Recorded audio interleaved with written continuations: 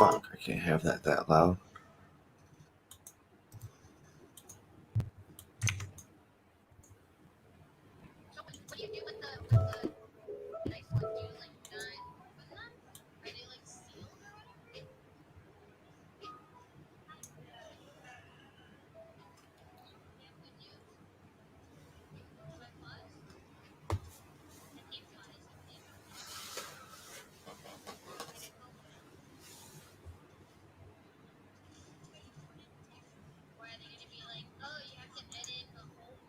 I need like a new season 3 intro.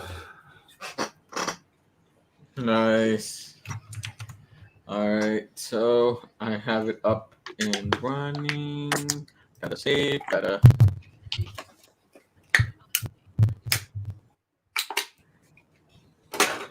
I definitely need a new season 3 intro, but I was talking to Andre McDouchebag about making an intro for Super Wiener. And he's like, dude, I don't even have the time to do this shit anymore. He's like, I know I would do it for you too, because I know you'd pay me, but like, I don't even have the time to do this shit anymore. I was like, God damn it. You're the guy. You're the guy who makes all my intros, man.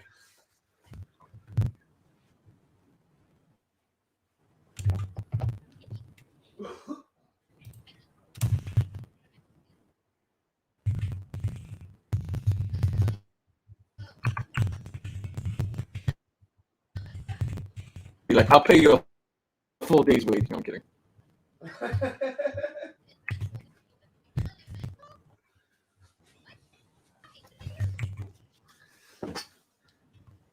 I just hear you pounding on keys. Yeah, I'm like finishing up, like setting up my Twitch.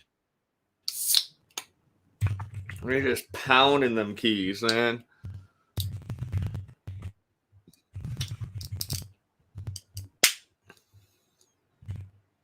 You got a keyboard with them fucking tall buttons, don't you? Yeah. It makes typing a lot easier. I don't like them until like when I'm using like the keyboard I have now, and like my A button really sucks. And I'm like, dude, if I had one of those fucking keyboards with the thick buttons, I wouldn't have that problem.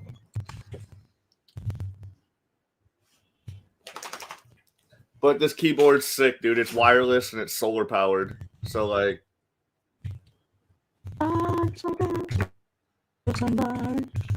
take that any day of the week.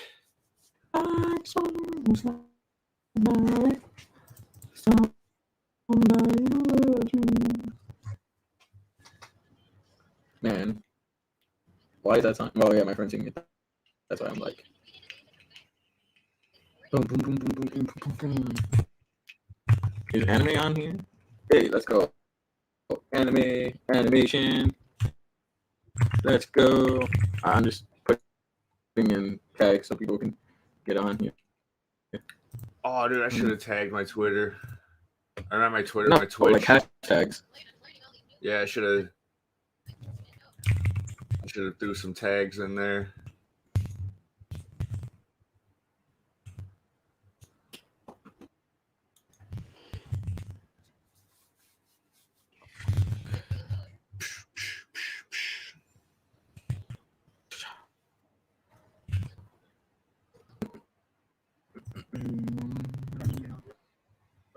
Wonder if manga is an option. Nope.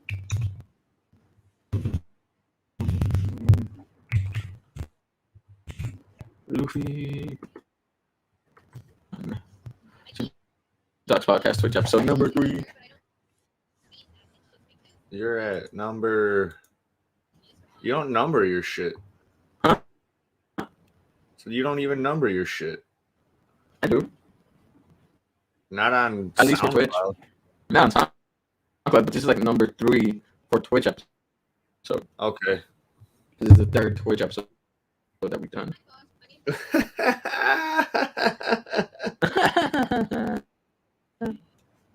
Bitch. No, there's this open mic going on at Stockyard right now. It's like maybe like a 15 minute bike ride away from my house. And apparently it's not just a comedy open mic, it's like a music open mic too. Like two of my friends just got there, they're like, dude, this is so gay, dude. I want like I don't know if they said gay. They're just like, I want to leave, dude. This is stupid.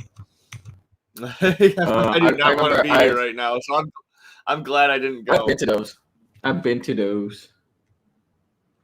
I'm glad I did not go.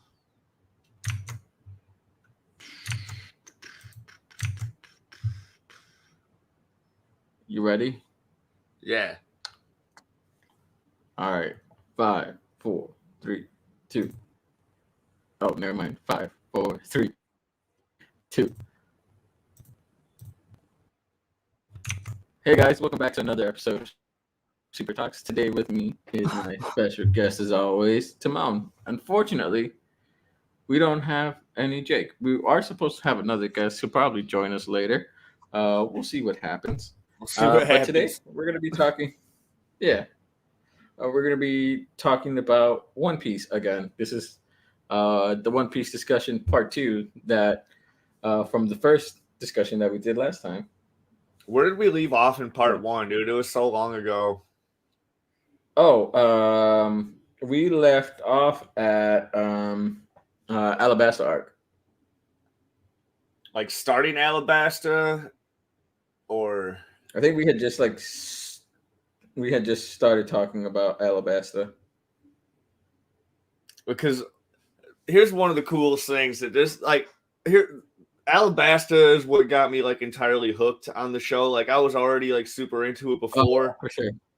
But all the shit that led up to Alabasta and then Alabasta itself, I was like, oh my god, this is like a way bigger world than I originally expected. You know, because there was all this other shit going on. Like when they first meet Vivi, as like when she's like posing as a member of Baroque Works. Vivi wasn't shit to the Straw Hats. And like all that, I was all like, well, there was just so much like deception and just like all this other wild shit going on that like they didn't really do that much in the arcs before.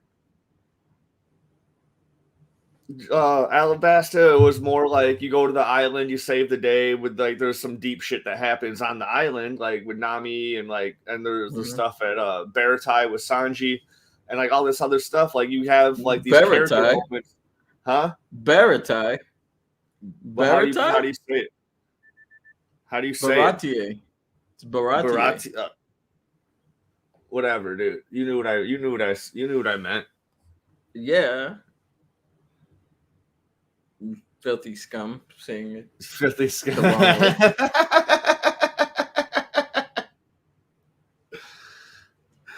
But like, yeah, so you get all these other character moments like early in the series, and then you get like this whole just like deep, like there's a lot of shit going on in this arc.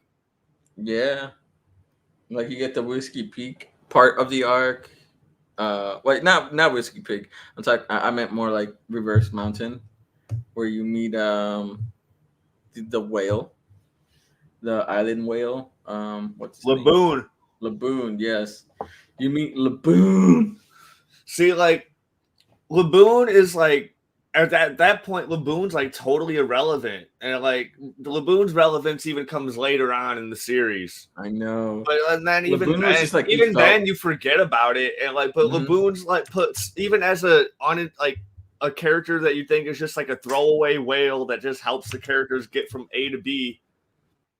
Like that, how they did that character? No, he doesn't even help him with anything. How they did the character? Yeah, like yeah, it did. Like it helped. You want to wait? They helped them shoot up. You want to wait to talk about what they do later? You want to talk about about his significance later when? We'll get there later. We'll move forward. Let's move forward as fast as we possibly can. I just wanted to mention, like, at the time, you're thinking this whale is such an insignificant character, but they wrote the character, even though it's a whale, it doesn't speak, it doesn't do it, it's a whale, but they wrote this character so fucking well that you remember it years and years later on. Like, I still know its name. You've like like reread One Piece and rewatch it, you were struggling. You're like, "What's its name again?" I was No, like, I just Laboon, forget Laboon. names. I forget Yeah, names easily. That's just it. yeah. But that's Laboon. Like, I don't know. That it left an impact on me, and over Yeah. some shit at the time when you're originally watching it, you're just like, I don't even Oh, know it's so why I care good. about this whale so much. And then you get to meet the doctor that was originally the doctor of Gold Roger's crew, and it's like, holy shit, this guy is a big deal. Yeah. And then we go to Whiskey Peak, and we that arc I don't really care about, but it's part of the story because they are the people of Whiskey Peak are part of that organization that Crocodile started, which I forget the name of the organization. The two big organizations at the time are like Baroque Works and CP9. Yeah, Baroque Works. CP9 is not yet a thing. Yeah, well, it's a thing because Robin's part of CP9, and we get introduced to Robin in this arc. So, like, She's part of Baroque Work. no, dude, because later on, when the one dude comes up, he's like CP9, and she's like all freaked out. Yeah, but that's way after Alabasta. Not way after. Yes, it is. It's a couple arcs after.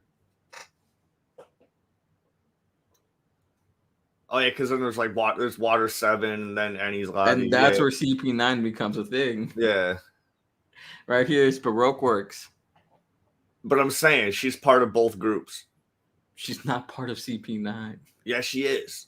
No, she's not. Or at least CP9 basically controls Baroque Works. No. Crocodile controls Baroque Works. Yeah, and he would piss his pants to CP9. Oh my god, you're nah. Dude, no. They've never been in the same story arc ever. Why would CP9 give a shit about Nico Robin then? Because she can read the poneglyphs. That's her importance in the story, that she can read the poneglyphs.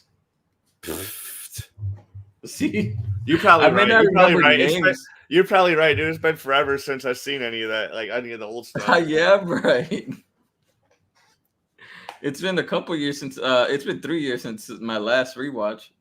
See, I've never done any rewatch. I was starting to read the manga, like maybe like 7 years ago. I was starting to read the manga. I got all the way up to Usopp's arc, Usopp's introduction. So Syrup Village. Yeah, so I didn't get far at all. All right. But it had nothing to do with lack of interest. It was like my computer was acting up, and yeah, like Whiskey Peak was only an arc to introduce Baroque Works, and then like Princess Vivi as the actual princess that's undercover, and it's like set stuff off. And like we actually got to see something cool, which is Luffy versus Zoro, because like people always want to see them fight. Like they're like, oh, who's stronger, Luffy or Zoro? You know, which debate do you think is stronger, the Luffy versus Zoro or the Sanji versus Zoro? Sanji versus Zoro. Like Luffy's already above them by leagues.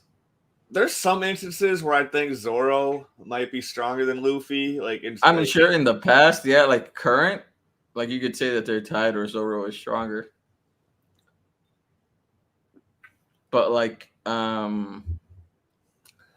I say current? I meant like past, but in current, no. Current Luffy is above him. Even with I guess we'll get there. We'll get there. We'll later. get there. We'll get there. We're probably gonna get there around part 3 or part 4 of like these episodes that we do. Well, because I was gonna bring up Wano stuff, and I was like, we're not even close to Wano. We're not even close to Wano, dude. We haven't even. We're barely hitting the New World right now. No, we're just on the Grand Line right now. We're nowhere near the New World. I said barely. Yeah. Because technically, yeah, you're right. We're on the Grand Line. This is just the grand line that we're on. So like, yeah, that's what Whiskey Peak was, and then you realize, oh shit, um, like we got to see Luffy versus Zoro, which was cool. It was a great fight, and it's literally hilarious how they're fighting each other and the enemies are like trying to get in the way. We don't know for certain if Zoro is Luffy's right hand man. He is. It's always up in debate between Zoro and Sanji. No, he's the right hand man. So There's no ifs ands about it. He's his first mate. That's the right hand man. so Sanji's the left hand man. Yes, that's why they're both the wings. See, I can't even say this shit because that's later on in the series. Also, spoilers for everyone who's like on here. I really like the rivalry between Sanji and Zoro. Like they hate each other, but when it comes time to fucking team up and get shit done, they'll set their differences aside and do that shit for the team. And then they'll go back to fucking bickering and fucking talking shit, or they'll talk shit to each other while they're fucking. Hold on. Before you start, let's wait till we get to Little Garden because that's where it starts. Okay. So yeah, we got the Luffy versus Zoro fight because everybody's been wanting that since the Baratier arc, where we got to see Zoro fight Mihawk, and then we saw Luffy fight the Commodore, whatever his not Commodore. Dang it, what's his name? He had like the full gold armor and shit, and like the giant fleet that Mihawk destroyed. Fuck, dude. I know what you're talking about. He's got the big fucking spear with the shield on it. I know what you're talking about. What's his name? Yeah. Everyone knows who we're talking about by our description. Everyone knows who he is, but like that guy. So like we got a good glimpse of their current strength, and then everyone was just like ever since then, and a little bit before that has been like, oh shit, Krieg. What's gonna happen here? Krieg, yeah. And I think the Luffy versus Sanji comparison started happening at Arlong Park arc, because they fought against the Fishmen and they just defeated the fuck out of the Fishmen. And that was, how usually Zoro fights the right hand man. In that one, it was actually Sanji that fought the right hand man. So it was like a good little switch up there. All right, but back to Whiskey Peak. All right, actually, let's move on to Little Garden because that's pretty much all there was to Whiskey Peak. It's like we learned about Baroque work and how they try to get Zoro to be part of their organization. Yeah, Zoro ain't going. Yeah. All right, and then we get to Little Garden, which it's not bad, but like that's where we like all we can really talk about for that one is about the giants, like how we learned about Brogy and what's the other one's name? Dory. Yeah. Dory and Brogy, and like that was a cool little thing, and that's where it started, like the Zoro and Sanji. But also Usopp's story started beginning there too, because he used to like this is when you figure out that Usopp wants to become a brave warrior of the sea. No, he was always wanted that. But like before then, like when Usopp was living in his village, in Syrup Village, and he would like tell these tales to these children of like him being a fucking pirate captain and like all this stuff. He would tell stories of giants. He thought he was making all this shit up. He would tell stories of giants. Oh yeah. He would tell all these like elaborate stories.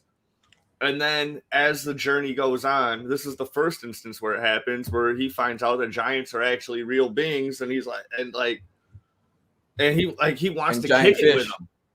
And like, yeah, because they're like the manliest of the men. They're like have a huge code of honor and all that. That's why they've been fighting. They've been fighting there for years and years and years because of their bet. And they couldn't decide who was the winner, so they've been having a death match. Just crazy if you think about it. Yeah, and that was cool. And then we also see it with Sanji and Zoro, which they made a little parallel there, where they were trying to figure out who could get the biggest dinosaur. And then one of them was like, "Well, mine is wider than yours. Well, mine is longer than yours." Yeah. I'm like, dude, stop making it such a big dick comparison, which is Get, it literally was. It was like, who has the biggest dick? if you pulled out a giant digital scale like that truck drivers use to weigh their trucks or whatever with, Yeah, you'd find out those dinosaurs probably weighed like within a gram of each other or whatever. yeah, they're probably like almost the exact same weight.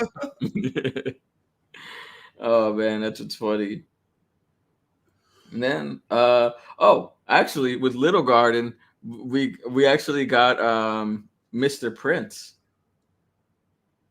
We'll just leave it at that for Little Garden. Like we just learned, we just got that Sanji nicknames himself Mr. Prince, and it'll rear its head way later on in the series.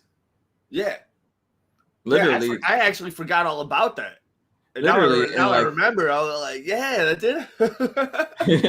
literally let's see, that was like in the 100 to 200 chapter mark, right? So literally 600 chapters later. Yeah, I'm gonna tell, man. I'll send you a link, dude. Get on this shit, dude. You have One Piece fresh in your head. You watched the whole series in like a month. Which I don't know how they did that. That's ridiculous.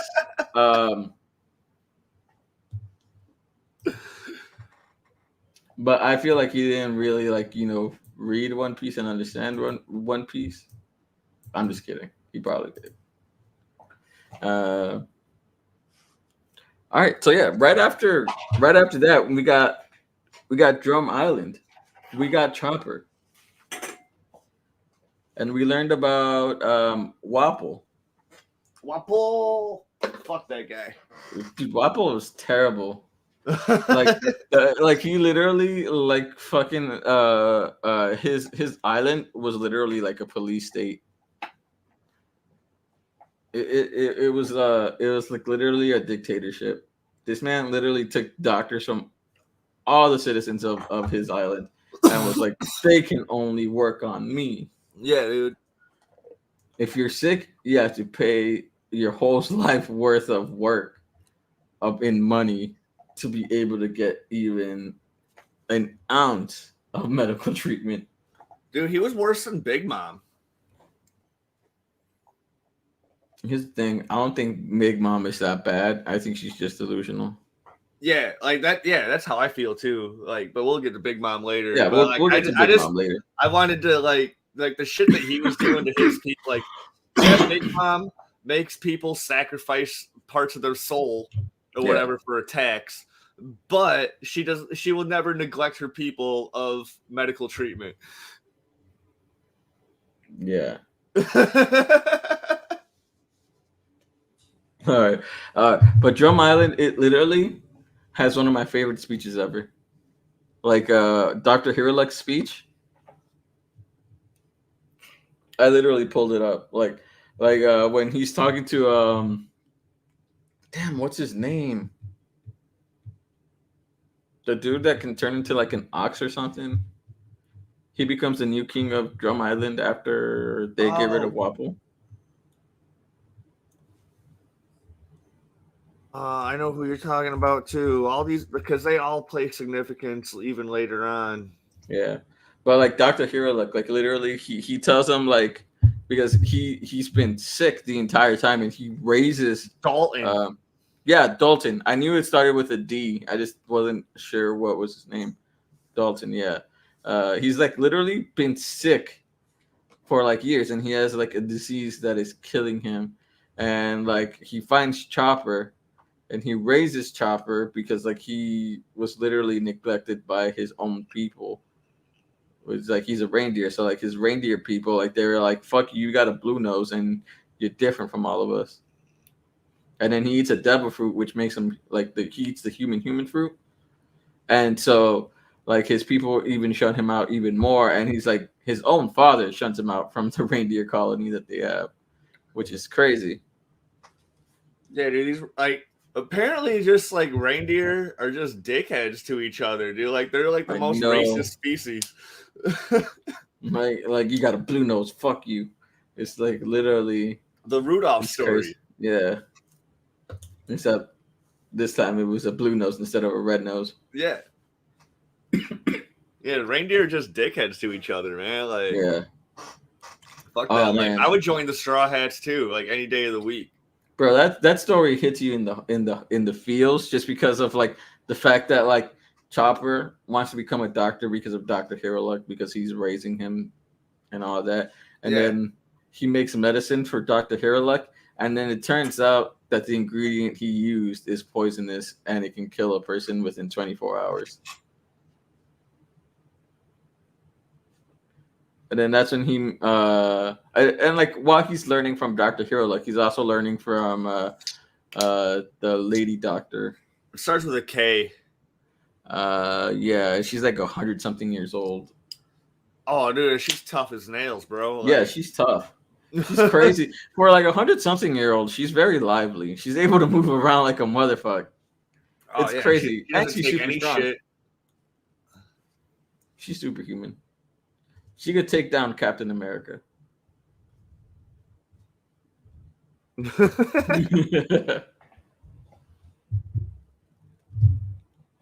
Kureha. Kureha, Dr. Kureha. Kureha. Yeah, and so he finishes up learning from Dr. Kureha. And basically, like we said, it's a police state, and Wapple took away all the doctors. So Dr. Kureha and Hero Luck have been like healing people, like without like behind Wapple's back. Yeah. But Kureha, she takes like people's like money and everything, or like their belongings, like she's not afraid to like take all your money, while Dr. Hero like sneaks in and it's like, I'm gonna heal you, and then leaves. But there's a high chance of Dr. Hero like making you worse, or fucking you up, or like fucking it up and doing something dumb to you, because he's not really a doctor, really. He's like a self-taught doctor where he's like, it might work, it might not. Right? Yeah, he's just experimental, dude. Yeah. Like he knows his shit. He Like knows some of the shit. he knows his shit, but like he doesn't necessarily have what he needs to perform. So he's not like, dude, I'm gonna just do what I can with what I have, and hope for the best. Nah, he doesn't. He's like a half-assed doctor. He doesn't know everything. He knows some things, and then like he studies books, but like he's not like Kureha where she actually like studied. That's why she was able to give like Chopper like proper medical study. Yeah, dude, Dr. K is the real deal. Yeah, she's the real deal, and so she tells Chopper that he poisoned Doctor Hero and it's sad because you see like because after that like Hero just like tells Chopper that he's no longer allowed at his house, and like they have like a little sad moment, and like Chopper's just crying to him, and he's like, "Nah, get lost." We didn't And then even talk about the whole reason they even went to Drum Island in the first place. Oh yeah, we should. Nami started feeling sick, and like, Well, we're not trying to get through all of it, just like the important parts. Yeah, but that is important. I mean, not really, because it gets solved like very fast. That's the whole reason they go to Drum Island, though. Nami's sick. We need to find a doctor. It's her fault for wearing bikinis all the time. Bro, dude, every place they go is exotic except Drum Island. I mean, Punk Hazard isn't really exotic. Punk Hazard's not either.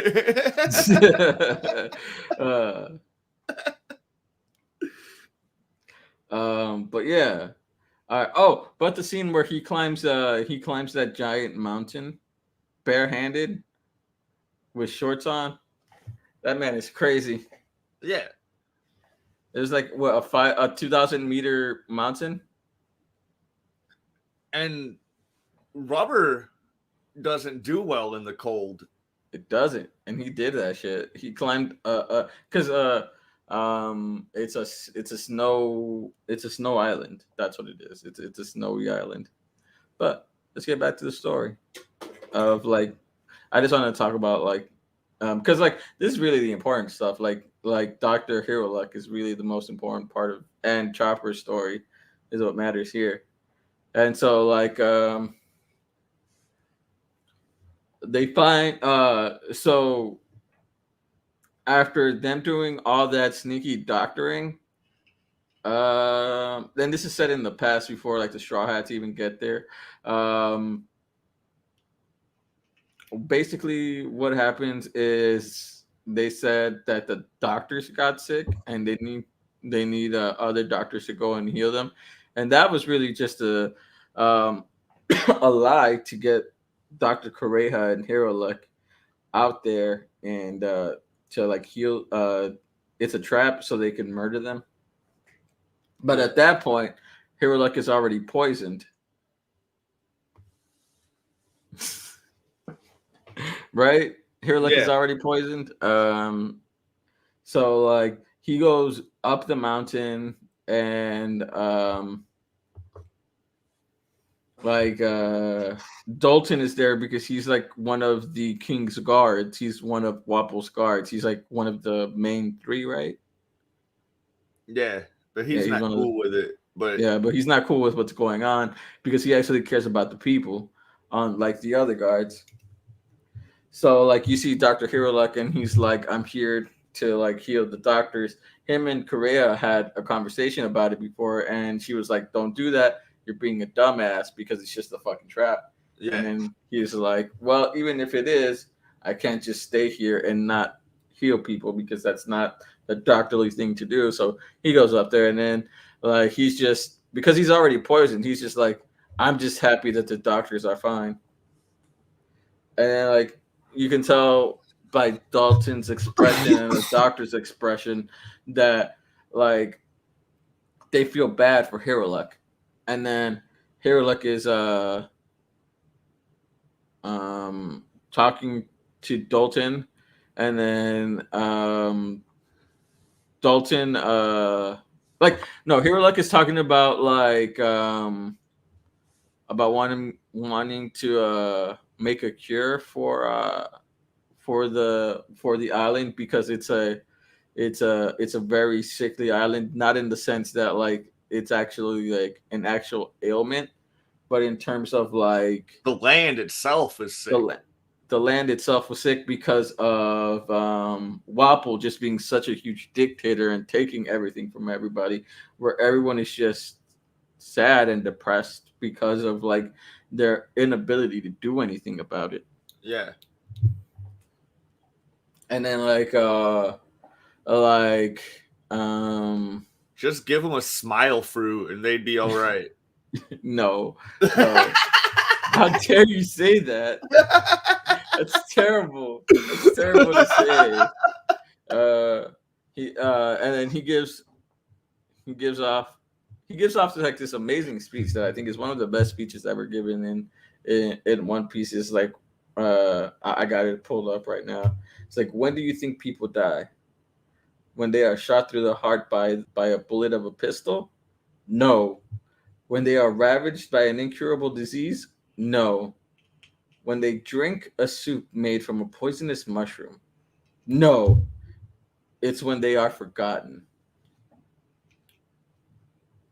And then and then he's just drinking sake, and everyone thinks it's just sake, but it turns out it's like liquid nitrogen, right?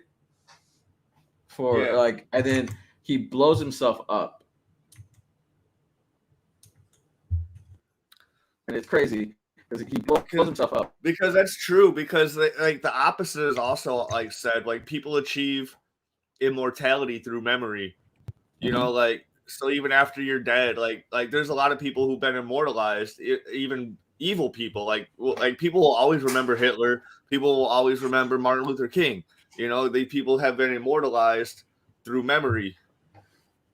Well, it's not the same comparison. Those are bad people. No, Here, like, but is not a bad but person. no, it's saying the same thing. Like if nobody knows Yeah, who you are, if you've been forgotten, then like yeah, like you're dead. but why you got Yeah, to go even like straight to even if evil you're still people? alive, and if you're still alive, and like nobody knows who you are, like at all. Like if you were just if you were to die and zero people were at your funeral, like it's the same thing.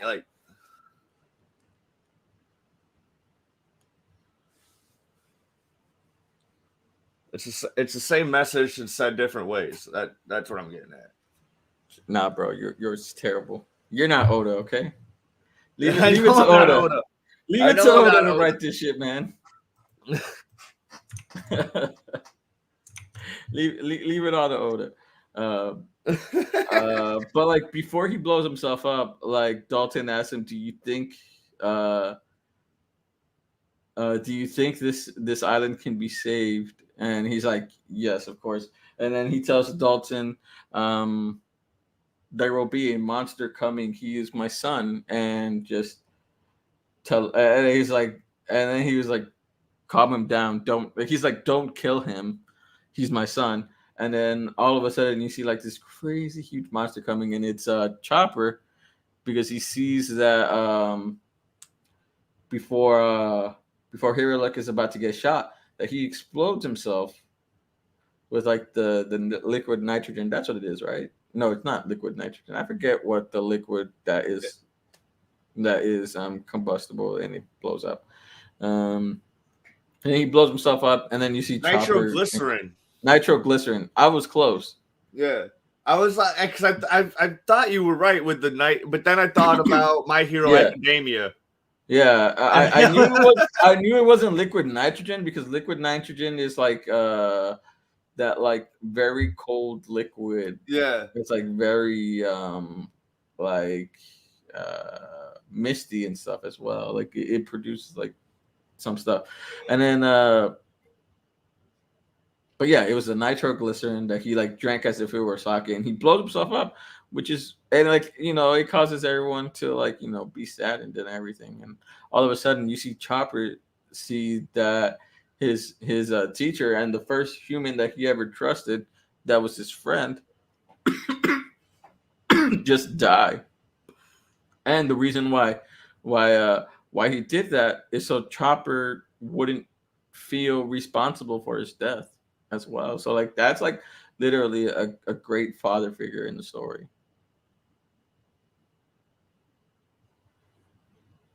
All right. And then like years later, the Straw Hats come in there, and like they don't take Drum Island doesn't take too kindly to pirates coming into their area. But that was just because previously this is where we actually get the first instance of the name of Blackbeard. Do you remember? Yeah, because we don't meet Blackbeard. We don't know who Blackbeard is yet, but we don't just even meet him until like Logtown, I think it is. No, that Jaya. Jaya, okay. Yeah. Because that's when we get introduced to a lot of characters in Jaya, dude. We'll get there. Yeah, we'll get there. Yeah, so like we get introduced to we hear about Blackbeard and how Blackbeard came to Drum Island, and this is how terrible Wapple is. He leaves Drum Island because he's scared of Blackbeard, and so he just lets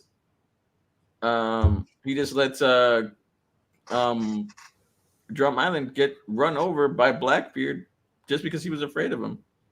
I mean, that is pretty funny, because even at the time, Blackbeard really wasn't shit at that time too. Like he had no bounty. Well, we don't know that yet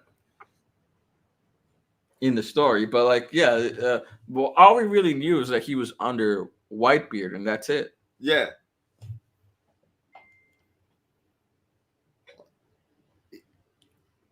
But yeah, and then like, oh my god, dude, I'm like, just bringing up characters makes me want to spoil everything. I'm like, it's so hard to like. We'll get there. We'll get there. It's so hard to hold back. We just got to speed it up. Everybody has so much significance to everything. It's crazy. We just got to speed it up a little bit, because we're like literally still in Alabasta. This is still Alabasta. Yeah, we're not even in Alabasta. Yeah, this is still part of the story arc of Alabasta. And so, they meet Chopper. At first, Ryan's here. Oh shit! Finally. Oh yeah. What up? All right, my bad. Sorry, we're talking about Drum Island right now. We're leading all the way into Alabasta. We're gonna push through Alabasta like quick.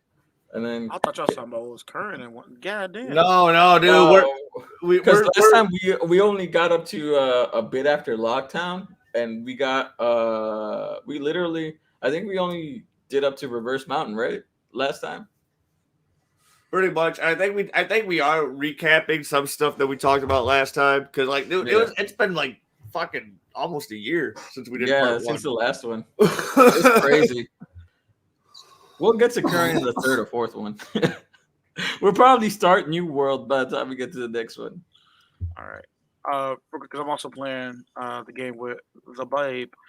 Are you landing in the sideways or are you landing on like one of these jump pad things? What we doing? All right, so we meet Chopper. At first, they want to eat Chopper because they think he's just. I could have made it anywhere because I wasn't that far. A raccoon dog that they want to eat, right? Yeah. Yeah. And then eventually, like they hear him talk, and they're like, he's a monster. He's weird, and he's like, he's cool. Let's have him join our crew just because of him being. Dude, Luffy's automatically like that. Especially in the beginning, dude, he's like, because he doesn't have a squad, so he's just like, bro, like, you're cool, join my crew. You're cool, but like, once he gets a squad, even now, he would be like that. Nah, dude, like, because like, bro, I swear, if he ever meets Panda Man in person, he's gonna ask him to join the crew. That is true, but like, when like at that one point when all those people are like ready to suck his dick and join his crew, he's all like, nah, bro, like, I got my crew, y'all got your crews. But like, he has to like you. That's the thing. Luffy automatically likes his crew. Like, he automatically liked Zoro. He automatically liked Sanji. He automatically liked Nami. He automatically liked Usopp. He automatically liked Chopper. Well, not automatically. First, he wanted to eat Chopper. Then he automatically liked Chopper. He automatically liked. I forgot about that. Yeah, because he was chasing Chopper all around the fucking castle, trying to eat Chopper with Sanji. Sanji was trying to cook his ass up.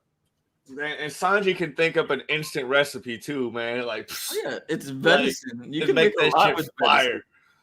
Don't drink that yet. I've already got minis. Oh. Yeah. So eventually they become friends, and then Wapol comes back, and it's just like Luffy is basically teaching Chopper what it means to be a pirate, because like Dr. Hero like respected the fuck out of pirates, and he taught Chopper a bit about pirates, and that's what made him want to become one.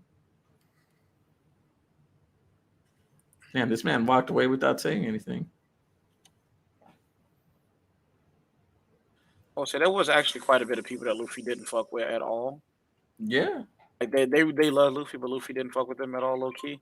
If you go back and watch it, he was low key a little fake to them. He was like, "Yeah, you cool, whatever." Nigga, move. Take you nowhere with me. Perfect example. He loved Kobe. He loved Kobe, but he was like, "You're not fucking joining my crew, though." He didn't fuck with Kobe because Kobe was a pussy. See, you couldn't be a. But he said it to Kobe's face. He was like, "I don't like you. You're fucking." He was like, "I don't like you. You're weak. I don't like weak people." No, but he gets mad respect for Kobe later, though. Like, he respected Kobe because, like, after he finally stood up to himself, he was like, "That's how you do it." But then, like, also, like, after Kobe stood up for himself, he told Kobe, "You're gonna fucking die." Oh, that's funny. Kill you eventually. You're still kind of weak, but yeah. Now Kobe that boy. Huh? So now Kobe that boy. Yeah, he is. Honestly, Kobe's a fucking boss. He's a fucking beast. Like this man. You talk about power ups. He's had the biggest power up out of everybody. Fucking Helmeppo's still a fucking chump, but like he's all right. Helmeppo's actually pretty cool now. As a Helmeppo, he can hold his own. He can, but not like Kobe. No, Kobe's obviously like the dude that like they want to become the new Marine like admiral and shit. The Marine admiral, yeah. He's gonna become an admiral. Calling that. That's how One Piece ends. Yeah. Kobe got a square with Luffy. Exactly. Pirate King. He'll beat Luffy ass. That'd be hilarious. That'd be hilarious. That'd be awesome. That'd be good. That would be beat so the awesome. shit out of Luffy. It's gonna be rough. Oh man, that's you gonna really be should terrible. have bodied that nigga as soon as you jumped out that barrel, bro. This wouldn't have happened. I was like, damn, Luffy, didn't your ass just get an awakening? Shit, Kobe don't even got a dope fruit. They gonna go do that nigga how Garp used to do his daddy.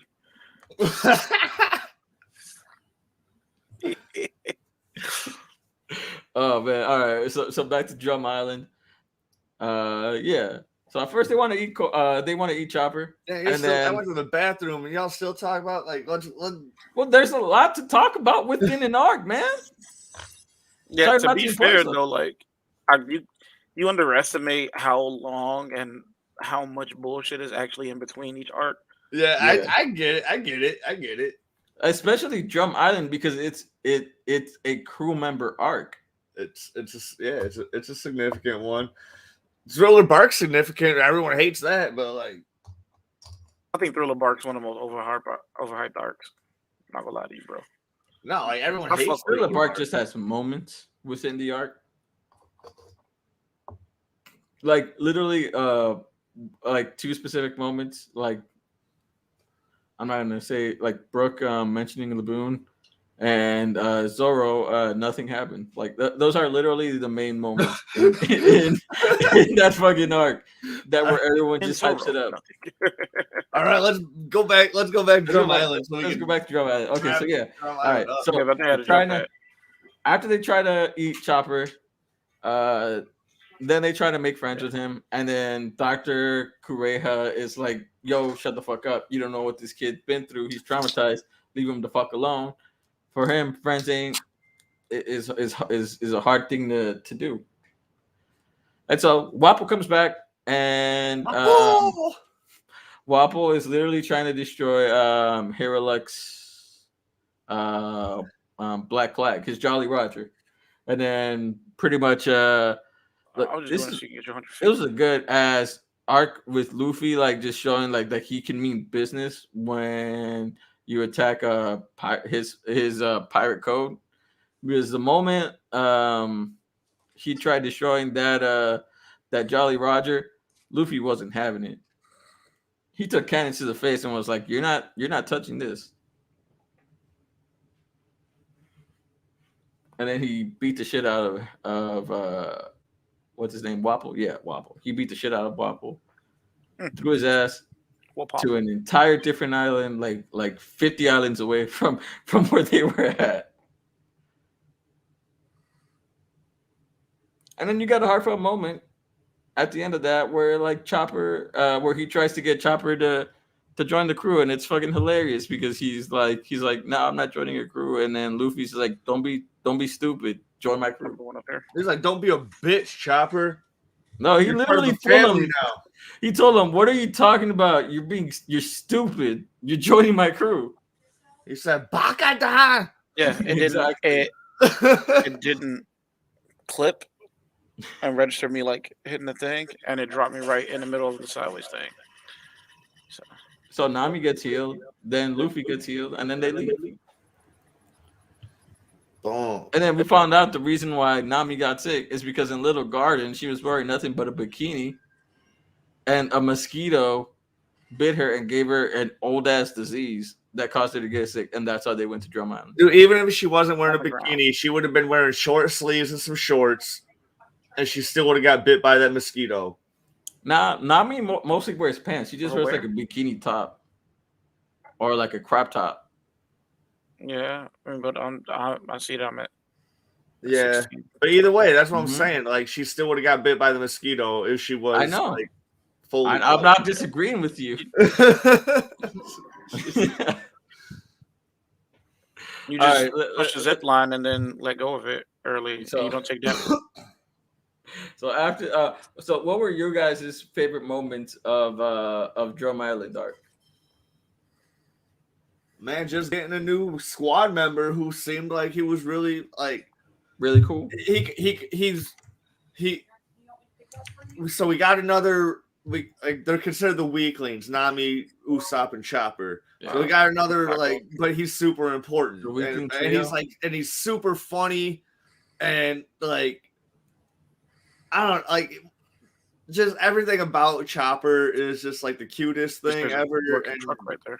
I don't know, he's super like I don't know. I just love the character, and I'm glad we got a crew member like that on the crew. Like, Bro, I knew I first fell in love with Chopper and was like, oh, this guy is gonna sell.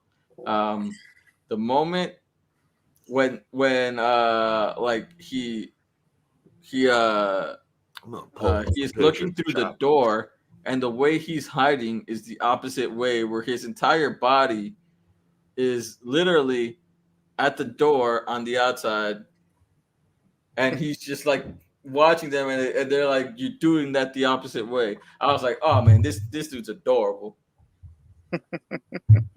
I was like, "This little motherfucker is gonna sell money. I don't give a fuck what anybody says." This is the dude. Right, Brian?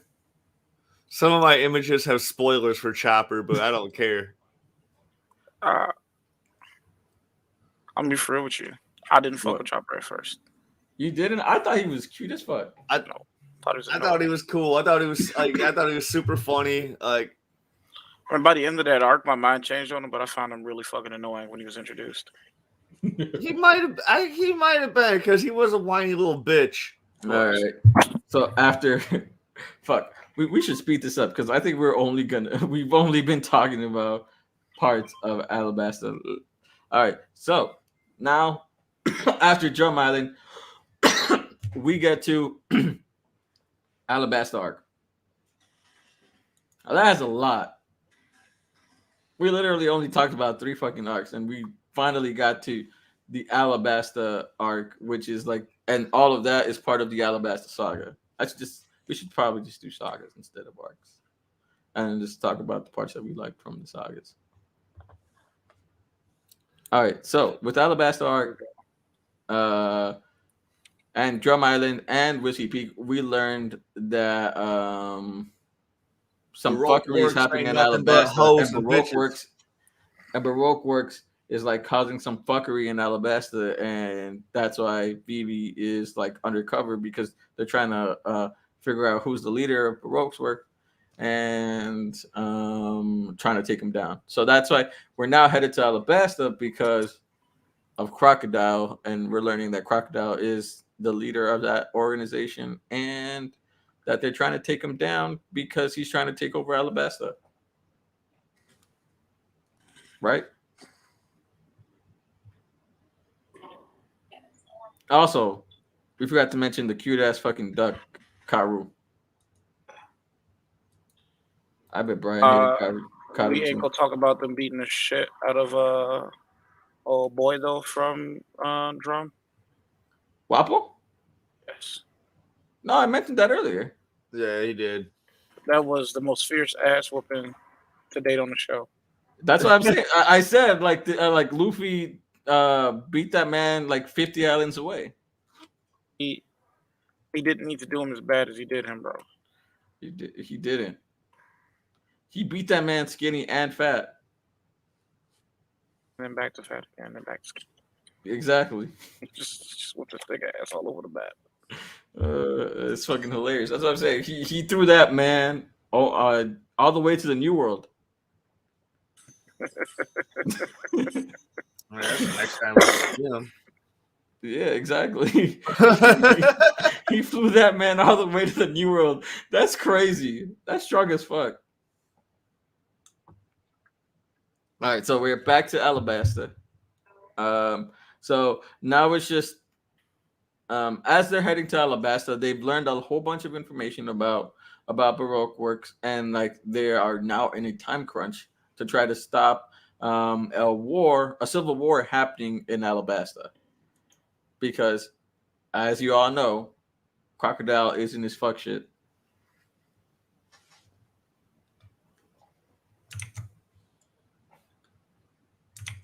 So, instead of talking fully about Alabasta, let's summarize it even more because we're already an hour in. But Crocodile. Alabasta was like a really important arc, though. A lot of characters pretty much discovered what they're going to be doing from that point. Yeah, that is true. That is true. Crocodile was fucking stealing water from the entire island with his sand powers. Yeah, he was drying up the taxing the island, entire fucking country. and he was also using that sand that powder stuff that causes it to rain in a certain area. So it was causing droughts in other areas, and they were making it seem that like the king Nefertari, is that his name? Fucking Vivi's dad. Vivi's dad, yeah. He was. They Vivi's made it seem like Bro, what the fuck? he was the one doing it, and it turns out it was one of Baroque works pretending to be. Got that in there. Chasing And, the fucking and it goat. was It is Mr. Nefertari. Nefertari. Okay, yeah. It turns out it was Builder's number still in 3, there, by the way. right? No, number 2. He's number 2. Yeah, it was number 2, and it was damn it, what's his name? Fuck, he's one of my favorite characters in this fucking show too. How am I forgetting his name? Talk about Kuro. No, not Kuro. Not Kuro. No, Kuro's the. Hold on. Fuck. I know you're talking about the number 2, the black dude with the. No, that's number 1. That's number 1. It says Bon Clay. Bon Clay. That's my fucking Bon dude. Clay. I love Bon number, Clay. wait, Man. was Bon Clay number 2? I thought he was number 3. Number 3 is number Mr. 3. 3. Mr. 3 is the wax guy. Okay. Bon He Clay was in is Little the Garden where they had Bon to fuck Clay him is up. the swan ballerina dude. Yeah. I know. Bon Clay is The my goat Bon Clay. dude. I love Bon Clay. He's the guy or woman, however he chooses to describe He's a guy. himself. He's a dude. I think Bon Clay identifies as female. Does he? Okay, or does she? Okay. Or non-binary, honestly. It could be one or either. I don't know. That was the whole point of New Kami Island. Yeah, that is true. You're right. I love Bon Clay though. Like Bon Clay is dope as shit. Bon Clay had the fucking moves, dude. That fucking Bon Clay versus Sanji fight is like iconic as fuck, dude. That's one of the best fights of the series. And that sets up what we were talking about earlier. That's actually when fights started getting better in One Piece, because before they were just like it would be like a shot, like fights in One Piece weren't really that good, to be honest, in the series. Yeah. Like it would but that fight right there, the Bon Clay versus Sanji fight, is when fights in One Piece started getting like really good. And it sets up the standard for the fights where Zoro fights the number 2, Sanji fights the number 3, and Luffy takes care of the big guy. Sometimes he loses more than once, and then he takes him out at the end. And then all the other ones, they take care of the fodder, or like the slightly larger guys, and then whoever's around them takes care of the fodder. I'm gonna root you about something too. Mm-hmm. Real quick. You know how people kind of say like the monster trio is Sanji, Zoro, and Luffy? Yeah. I think right now Frankie will beat Sanji ass. Frankie is a fucking tank, dude. I think Frankie would max Sanji the fuck out. Dude, especially with all his fucking toys and shit. Have you read the current last 2 chapters? Already. I said it was me the first time anyway. Hold on, Sanji in his fucking superhero suit versus. I can tell you, I haven't read Frankie the latest... and his mechs. I can tell you haven't read the Frankie and his mechs, definitely. But like, let's say there's this Sanji and his superhero versus base Frankie. No, that's one-sided. No, it ain't fair. Current Sanji, y'all haven't read the last 2 chapters, because the last 2 chapters showed that Sanji can handle his own now. Sanji can always handle his own. Stop. Current Sanji can definitely handle himself, and he's stronger than most. And I guarantee you, he can probably beat Jackass. Frankie right now, with half of his mech suit, is holding Big Mom, bro. Nah. Yeah. He just did. What you mean? Nah, you want to read the manga, ain't you? Yeah, he hit her, but she got back up literally right after. Yeah, and that was half of his mech suit. It wasn't even his full suit. It wasn't in the full suit. Yeah, it's still split up between all the rest of the Straw Hats right now. It hit her, but it didn't do anything to her because she literally got up and she acted like it didn't even cause a dent to her. It pissed her the fuck off. It pissed her the fuck off because don't worry about it. it sent her flying, but she didn't even get any damage done. She wasn't even damaged.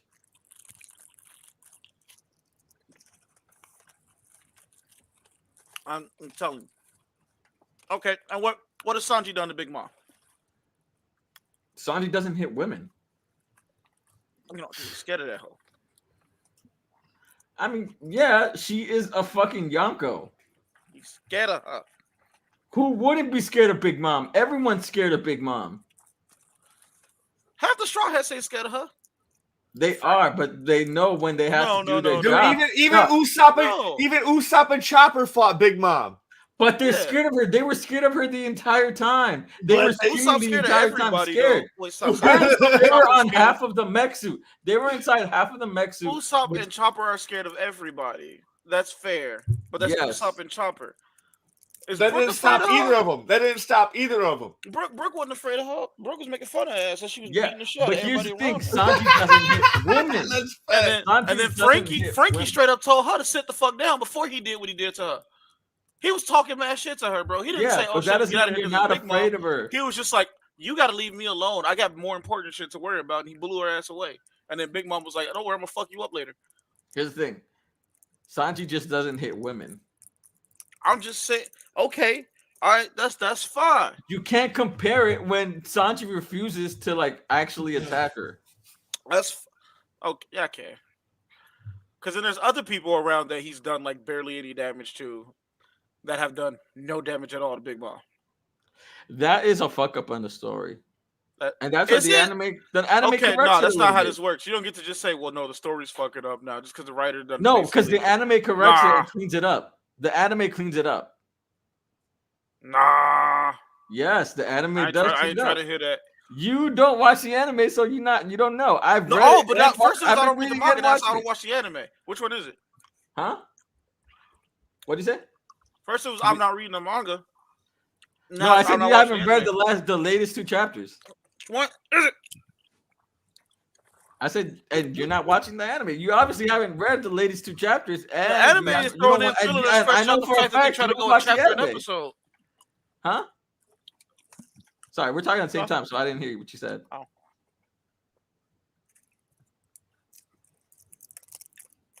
Okay, in the latest chapter, I'm gonna just say it.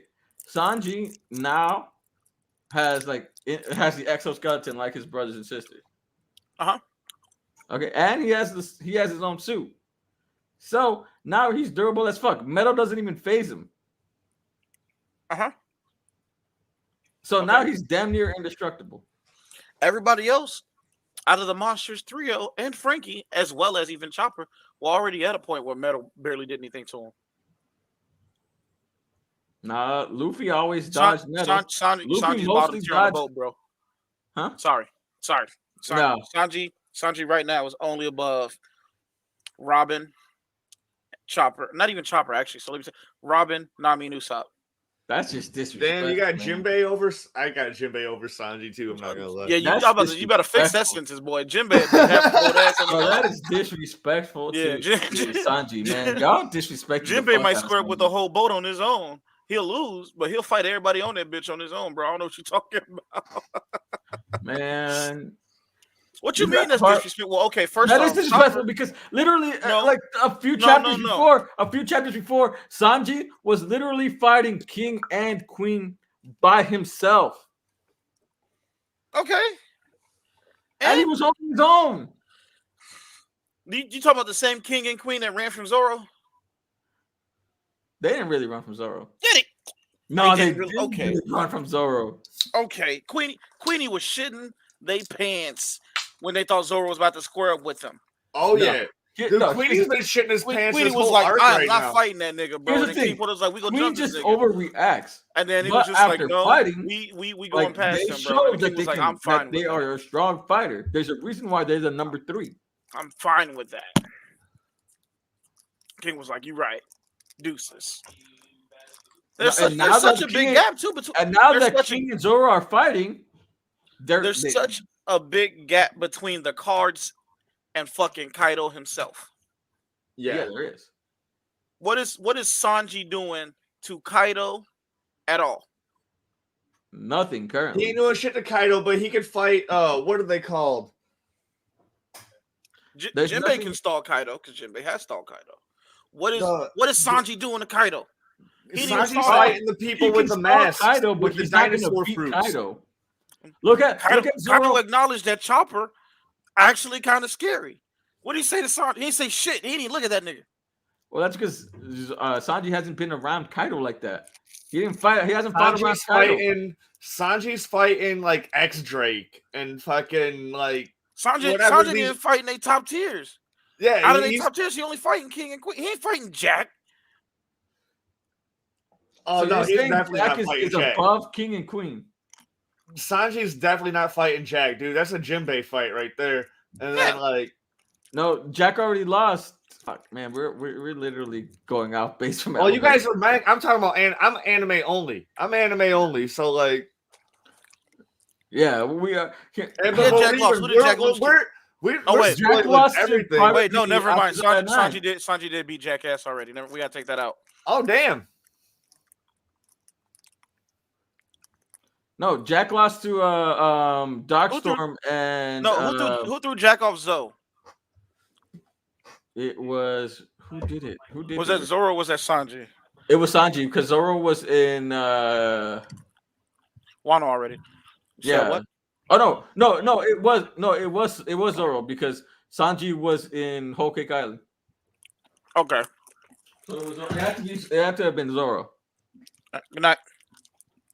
I think it was Zoro. I'm trying to just woke her up. Oh no! It was Sanji because after because it was it was Sanji because they were in Zoro and Luffy and them were in they were first at what the fuck is Doflamingo's island called? Dressrosa. They were in Dressrosa and then they slightly went separate ways, like from Zoe. Like there was a little time frame where they separated. Some of them went to Zoe and some of them went to Whole Cake Island, right? Hold on a second. I'm about to just pull up who beat Jack ass the first couple times. No, it was Darkstorm and what's his name? I'm just pulling it up. I'm looking at it now. Oh no, it was Nekomamushi. Nekomamushi. Nah, he didn't. Somebody had originally stopped him when he had like gassed everybody else because. In Zoe, yeah, in Zoe. I know it was Nami, Usopp, and Sanji that were there, right? Because Zoe leads into Whole Cake Island, so it was Sanji, if I remember correctly. Hold on a second.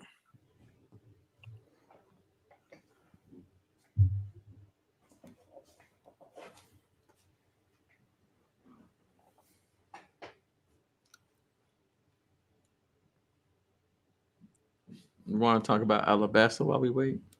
Yeah. All right, back to Alabasta. Let's talk about Alabasta. All right, once he gets back, we'll finish that discussion. All right, so Alabasta. We already talked about that they're in the time frame, in the time crunch to stop not Doflamingo, Crocodile, because he's trying to take over Alabasta because he Oh no, wait. No one defeated Jack, I think, because he left to go rescue Doflamingo because they defeated Doflamingo in Dressrosa, right? No, somebody had beat Jack ass before Luffy and the rest of the crew actually showed up because that's why the Ming tribe were like really grateful that Luffy and the rest of the crew showed up. Because Jack had left and it was just the remainder of his crew. He left to go rescue Doflamingo. Remember? Hold on. Because they were transferring Doflamingo and he tried to save Doflamingo, but there were like 2 or 3 admiral like not fleet admiral, but they were like below the 3 admirals. There was who's the guy with the gravity devil fruit? His name starts with an F, right? You said the guy with the what devil fruit? The gravity devil fruit. You talking Oh, about Fujitora? Fujikura? Fujitora, yeah, it was Fujitora. Fujitora, and it was like Fujitora, Green Bull, and one of the other lady admirals. The one, Hina. Hina. Wasn't it the three of them that were transporting Doflamingo? Something. I remember it was You know, whole about three them. of those admirals that were transporting Doflamingo, and then Jack went to go and rescue Doflamingo, and they beat the fuck out of Jack, and then Jack wound up being underwater, and because he was a fish man with the devil fruit, he wound up sinking to the bottom of the ocean, but because he was a fish man, he could breathe, he just couldn't move.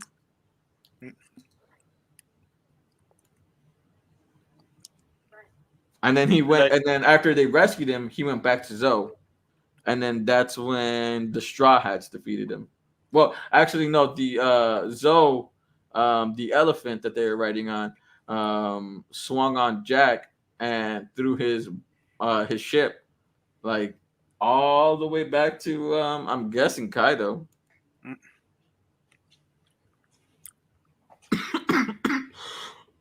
Zanisha completely destroyed their ship. It just smacked the shot at him, and he went back. All the rest of them died.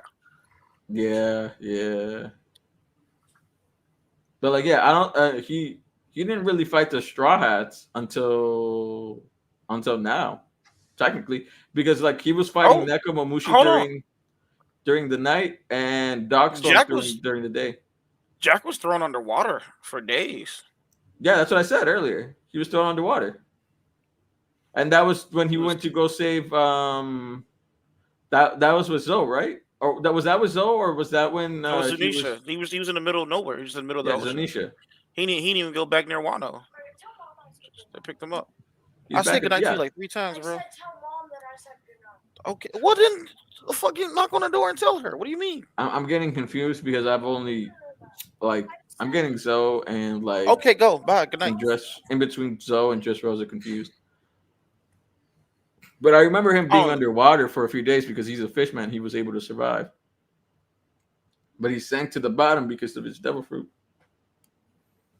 Damn, that sucks being a fishman and having a devil fruit, because that means you can never be at your full power since you can't be in the water. Wait, is Jack a fishman?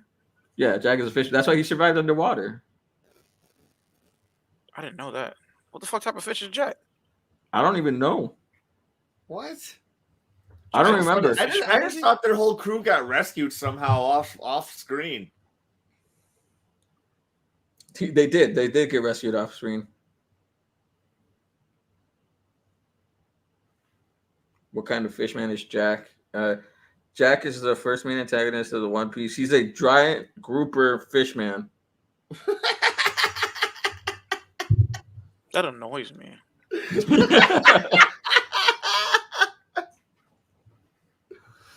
But yeah, he's a fisherman. That's why he was able to survive underwater.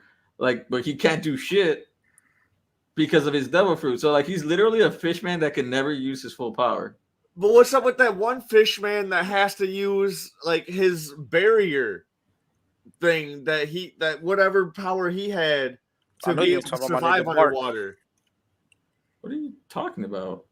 There was that fishman. He was like the next, and he took over the fishman. Are you talking about Hody Jones? No, not Hody Jones. I'm talking about. Is Hody Jones the dude that took over the Arlong fucking pirates? No, he didn't.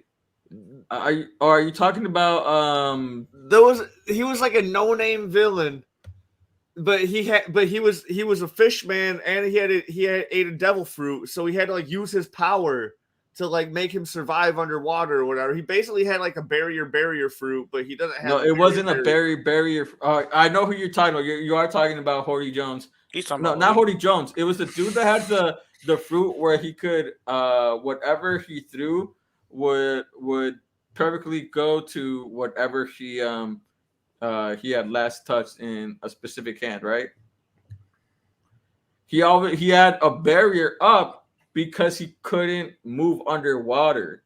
Yeah. If you were underwater, his devil fruit would cause him to just sink. and not be able to move because he's weak. Yeah, so why didn't that happen to Jack? That's what I'm saying. Why didn't that shit happen to Jack? That is what happened to Jack. That is what happened to Jack. That's what we said earlier. He was underwater for days, and they stuck in the middle of the water. He just sunk. He survived, but he couldn't move because of of his so he could like breathe and live, like he wouldn't just die and suffocate. No, he can't drown. He can't, but he can't move. He just sinks. Okay, all right, I get it now. Yeah. All right. Yeah, bro, I said that so many times. Damn, Timmy, I love you. All right, but yeah, Jack took so many L's. He's been taking nothing but L's. Like he came in stomping like a boss, but then like once the big bosses came in, like the fuck with it, they didn't. No, he was even with Neko and Darkstorm. But then the island of Zoe itself, like just fucking smacked the shit out of his ship with the trunk like a fucking baseball. Like that's a giant elephant. Okay, that's not comparable. That's an island-sized elephant. But I'm just saying, even Zoe wasn't having it shit, dude. Like Zoe was not like he smacked his whole ship like a fucking baseball. Yeah, but the only reason Zoe did that, Zunisha did that, was because what's his name? Isn't Zoe one of also like the great weapons? That's what we think. We don't know. That's just a theory. It hasn't been slated to be so. That's why everybody thinks that what's his name? Fucking Odin's son. Momonosuke. Everyone thinks that that's Joy Boy. That's the next Joy Boy. Get the fuck out of here. Momonosuke, everybody thinks that that's he's the Uranus. next Joy Boy. Everyone thinks he's Uranus because the mermaid princess is Neptune. Oh no, Poseidon. I mean Poseidon. But that's the theory. We don't know. Oda ain't gonna say it until he puts it in the book. That's all I know. Oh yeah, he don't say shit in interviews. Nope. He barely says shit in the SBSs. He only confirmed stuff that people didn't get when he was trying to confirm it. Yep. All right, back to Alabasta. That was a good rant that me and Brian had. He still didn't prove me wrong. Sanji's still a lame bitch. It don't matter. I mean, I'm not a Sanji fanboy. I'm not a Sanji fanboy. So, like, I'm just telling you, I don't think you're right. I can tell you right now, I can guarantee you, Frankie would fold the fuck out of Sanji. I can guarantee you that he won't. He may have. I agree with Brian. Actually, like, I understand. I don't see Sanji stopping Chopper or Frankie right now. And I damn sure don't see him. Like Chopper doesn't even have those kind of feats to like even like say Chopper. That. What do you mean Chopper don't have them kind of feats?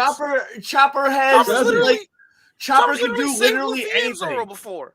Chopper can literally do anything. He can turn into a kung fu master. He can turn into a boxer. He can turn into a wrestler. He can turn into a fucking giant. We're not as dangerous as what they're facing currently. And then Chopper literally ends up like immobilized right after he does something. Bullshit. Bro, look at what happened with Big Mom. Bullshit. After he saved the Sunny. He couldn't move for like, what was it, like 30 minutes? That's just because Big Mom scared the fuck out of him. Exactly. No, like he literally was immobilized because he used his rumble ball over, I think, like what, a fourth time, and then he couldn't move. It immobilized the fuck out of him because he could only use it 3 times max. Yeah, dude, he'll succeed past that, dude. He'll awaken his devil fruit and all sorts of shit, dude. Like, I'll right now give you Sanji even taking Chopper. I think it'll be a hard fight. I think he'll damn near die doing it, but I'll give you he'll take Chopper. No, it's not even that bad. Like y'all are ridiculous. He's not beating Frankie. What are you talking about, Brian? What are you talking about, Brian? Sanji beat the fuck out of Luffy. That ain't fair. That ain't right. You know what? Let's get back to that. You're right. He did beat Luffy ass. Wasn't fighting back. Yeah, he wasn't fighting back. All right, back to Alabasta, y'all. back to Alabasta because we're gonna keep going this, and we're not even Does gonna that put Sanji and Usopp on the same level? get the fuck out of here. Nah, you're fucked up for that one, man. That's fucked up. You could take Nami. Just kidding. He would happily take Nami's hits. I'm telling you, Frankie will wax that nigga. That's all. You're fucking wrong, though. All right, back to Alabasta. So, the entire time, they're trying to stop Crocodile. Shit, I forgot. There you We go. talked about so many fucking villains. Crocodile Dundee. Crocodile Dundee with the mink coat. Mhm. Man, that's a nice ass mink coat, not gonna lie. This man swaggy as shit. The most This man was all underrated of the aesthetic. 7 This man was in the warlords. desert wearing a suit and a coat Yeah, that's what you do. That's like and never sweat in a moment. I want to point out too, though. Yeah. They only beat Crocodile because plot. Oh yeah, that's a oh fact. yeah, oh That's yeah, a fact. oh yeah. That's why like to this day I say Crocodile is still one of the greatest villains of One Piece. They got lucky with Crocodile. Like even I Oda still think says, Crocodile like, is stronger than most of the other like 7 Shichibukai, Yeah. but I still Like- don't see him touching Mihawk or Doflamingo though at all. oh, definitely not. It'll be Oh, hard no. for them Oh, to no, cut him, yeah. but like they will be able to. But This is why we don't Oda know, does we agree don't know if with Crocodile's fans. awakened his Motherfucker. devil fruit at this time yet either. Like he could be even way more OP than we remember. He could be like Gaara. Like He showed some signs of maybe having an awakened devil fruit, but not taking the fight serious. He made sand, Yeah, like okay, so he's so definitely the awakened. way it's supposed to work with Logia types is that with Logia types, it's you're the element and you can kind of like control and exert that element, sure. Mhm. But if you awaken your fruit, then you impede your element upon the environment, basically Yeah. changing the environment around you to your element. So, like, perfect example, yeah. So, like Akainu versus Aokiji, they both awakened their fruit set right there, and everything was now permanently either fire ice and or ice, fire. Yeah. Fire, ice. Lava Doflamingo, ice. whenever he awoke his Or awakening, magma. And all the ice, buildings and shit around him turned into string. It wasn't just the strings coming from Mm. his body. Yeah. String was just pretty much coming from elements everywhere. With Croc, he might have used his with the sinkhole ability that he had, where he basically just turned a everything building just into like a sand, sinkhole of didn't he? sand. Yeah, just by activating his devil fruit, like all that shit just turned into sand. Yeah. It ain't like he like fucking just grinded it up and then made new sand like Gara did or some shit like that. And it was controlling that.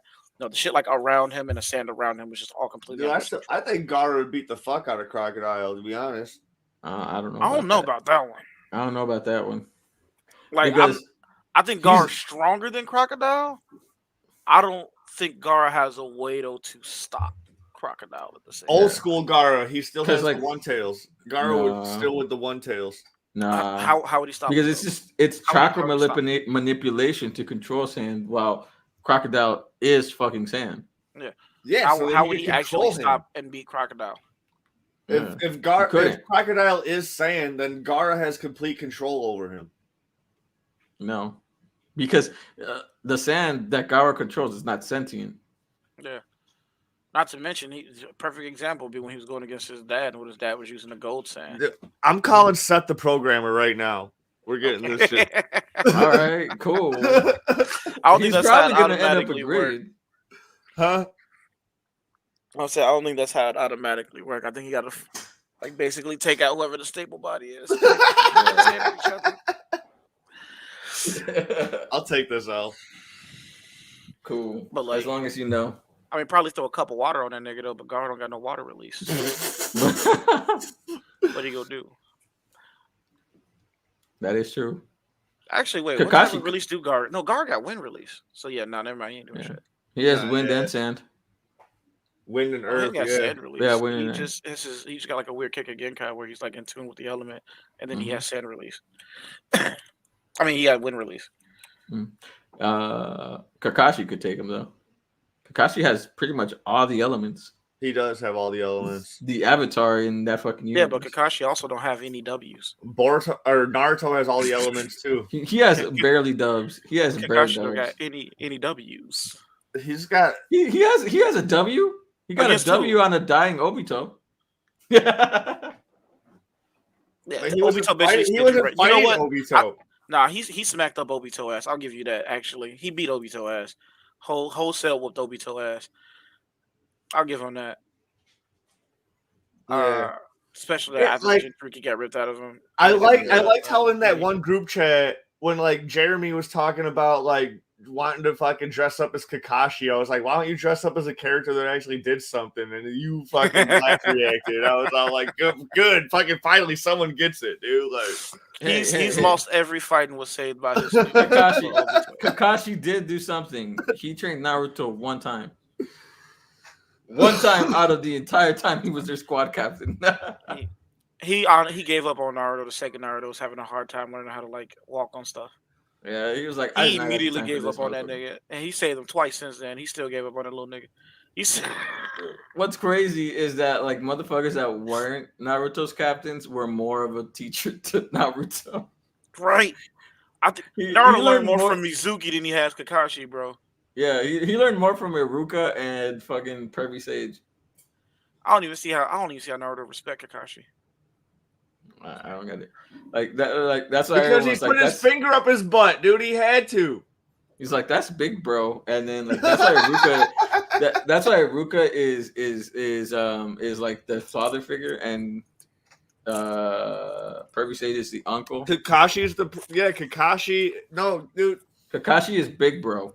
No, dude. Kakashi's totally the pervy uncle because he sticks his fingers up people's butts. Fucking Iruka's the father figure, and Jiraiya is just the fucking creepy old man. Special Jonin Konohamaru will max Kakashi at his peak. You're right. Konohamaru has 0 L's, but I guess that makes sense because he's the sensei of Team 7. Chunin Konohamaru would max Kakashi at his peak. Okay, okay. That's why during the bell test, he was going up against. This is literally beginning Shippuden before all the power max for all of them. Like he was fighting Naruto and Sakura, and he was like, "Damn, I actually have to try." He's like, "They could kill me if I'm not careful." Just go say. Do you think Naruto would need to go into Sage mode to beat Kakashi? Like even before the end of the series, do you think if him and Kakashi squatted up seriously, would he need to go into Sage mode? No, he already has more chakra than Kakashi. Mm-hmm. You have to go to Sage mode for just to beat in a friendly competition. I know. Yeah. Like the only reason why Naruto needs so much chakra is because he's a spam attacker. That's literally it. Like he's not. He literally spams. If he was spams attacks. If he was sensible with like how he like did his ninja shit, dude, like he would be extremely OP. But Naruto actually he's fucking shadow clone. He's shadow clone, Rasengan, fucking Rasen Shuriken, fucking like he does the same attacks over and over. Yeah, he's a spam attacker. He only. The problem is he got too Ryu. He's the Ryu of fucking the Naruto verse. Here's the thing about Naruto is that he really just spams S level attacks, and so like that's why he needs all that chakra because he's literally only going to use high level attacks on you. He's not going to go low to mid at all. He's only going to use the high level attacks. Yeah, he just goes ham all day. It's like, dude, Naruto, have at least a little bit of chill. That's like actually, I actually lied because he only uses. I only know forbidden jutsus. Nigga was good. Exactly. Like he only uses mid level attacks when he's double teaming with Sasuke, and that's with the shurikens.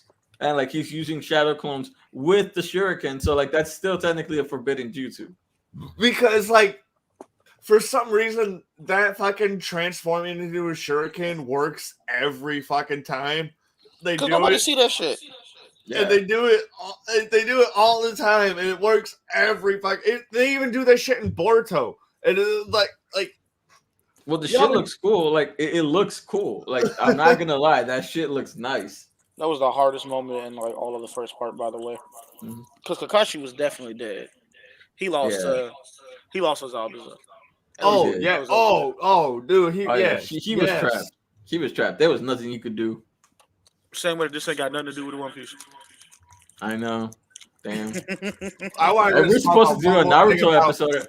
We're supposed to do a Naruto episode. Not. I want to talk one more thing about Naruto before we go back to One Piece. All right. So I got one more thing Kashin Koji was fighting Konohamaru, and he's all like, Kashin Koji was trolling the fuck out of Konohamaru. He's like, "Oh, you show promise," when he was just about to just whoop this dude's ass without even trying. Well, Konohamaru is in a clone of Jiraiya. Huh? Kashin Koji is a clone of Jiraiya. Yeah. That's not a fair comparison. That's not fair at all, man. I mean, the only reason Naruto was even above he's actually Jiraiya is because he had the nine tails in his stomach. Kashin Koji is actually a perfected clone of Jiraiya, because like when Kashin Koji goes into Toad Sage mode, he goes into complete Sage mode and shit too. So like, it's when you go back and you go over like the books and everything, especially like the Hedon books. You kind of found a new appreciation for how OP just exactly Jiraiya and Orochimaru might actually be. Yeah. Dude, Orochimaru is a fucking probably one of my favorite characters in the series, but like we gotta get back to One Piece, man. Like, you like pedophiles? Yeah, okay. One last comment though. He's not a pedophile. All of this. I don't know. He's just weird. Yeah, he's not. He likes being in children's bodies, man. That sounds kind of pedophilic. He's just weird. That's okay. If that's the case, then 95% of all anime characters are pedophiles. That's a fact. It's true. They are. Yeah. Look at your new favorite fan base now. Okay. So that being said, one more thing though, and it's actually that's tied to One Piece. Sanji's Kakashi.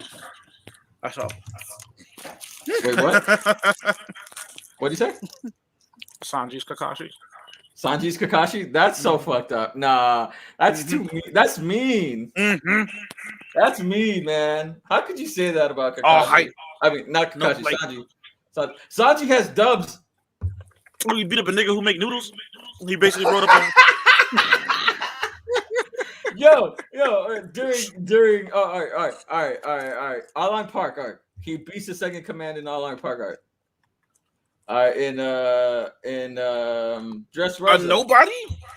Sorry, not just also in in Alabasta. Okay. Alabasta, he beats the number. He beats number 2, Mr. 2. No, you brought up All-Line Park art. Yes. Did you see how casually they did their entire team? That was before all their power-ups. They casually bodied that entire fucking team of people. The only reason why they even did as decent as they did against the 3 of them is because they all had winning abilities. All right. He beat up Bon Clay, Mr. 2, who was actually really strong. Really strong. You can't doubt Mr. 2 is strong as fuck. I can't. Watch me. I swear. Oh. Mr. 2. He beat Mr. 2. Hold on. Give me a second.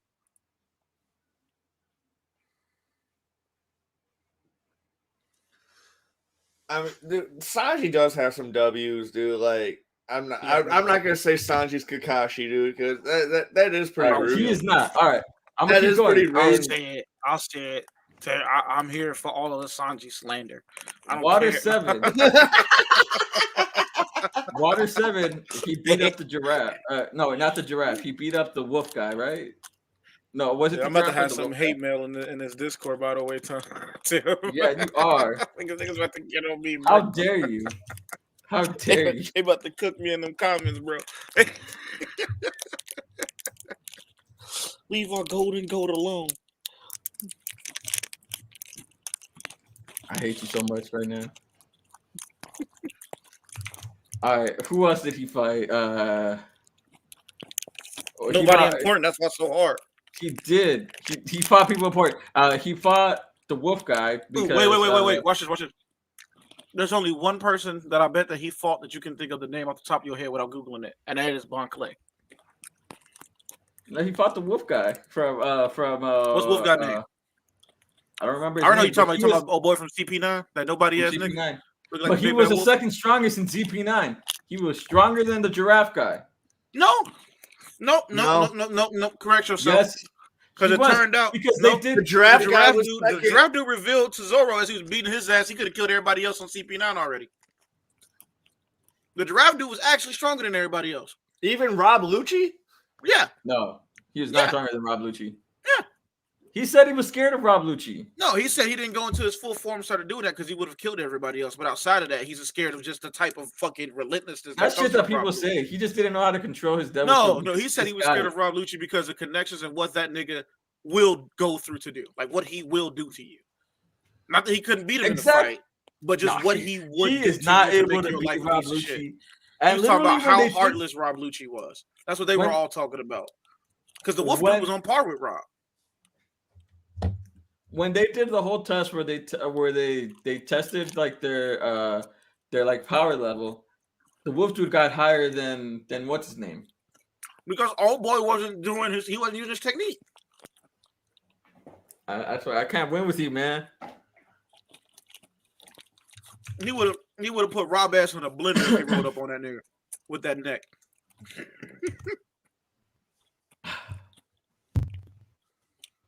He was saying, he was like, combat wise, he's probably the best. But how fucked up Rob was and how heartless he was, he didn't want to cross him. There's a lot of niggas that you probably beat the shit out of in real life. But you also know that they probably spray you and your grandma crib up. That's basically what he was saying. Nah, I hard disagree, man. Yeah, like I guarantee you, if it was me and Lil Boosie in the ring right now, I'd beat the dog shit out of Lil Boosie. I don't remember exactly how all that shit played down because it was years since I watched it. So like, I'm gonna take both your words for it. Like I can't really take sides. But even then, I do remember long nose fucking giraffe dude being pretty fucking strong. Yeah, but wait. He was pretty strong. But still, Tony, that still don't even prove my point, though. I mean, you still proving my point, though, low-key, anyway. Because even with the Wolfman, which most niggas even forget was even in the fucking series, by the way. I don't. What was his name? I forget his name. I forgot the giraffe guy's name, too. I forgot giraffe guy's name, too, but he's way more significant in my memory.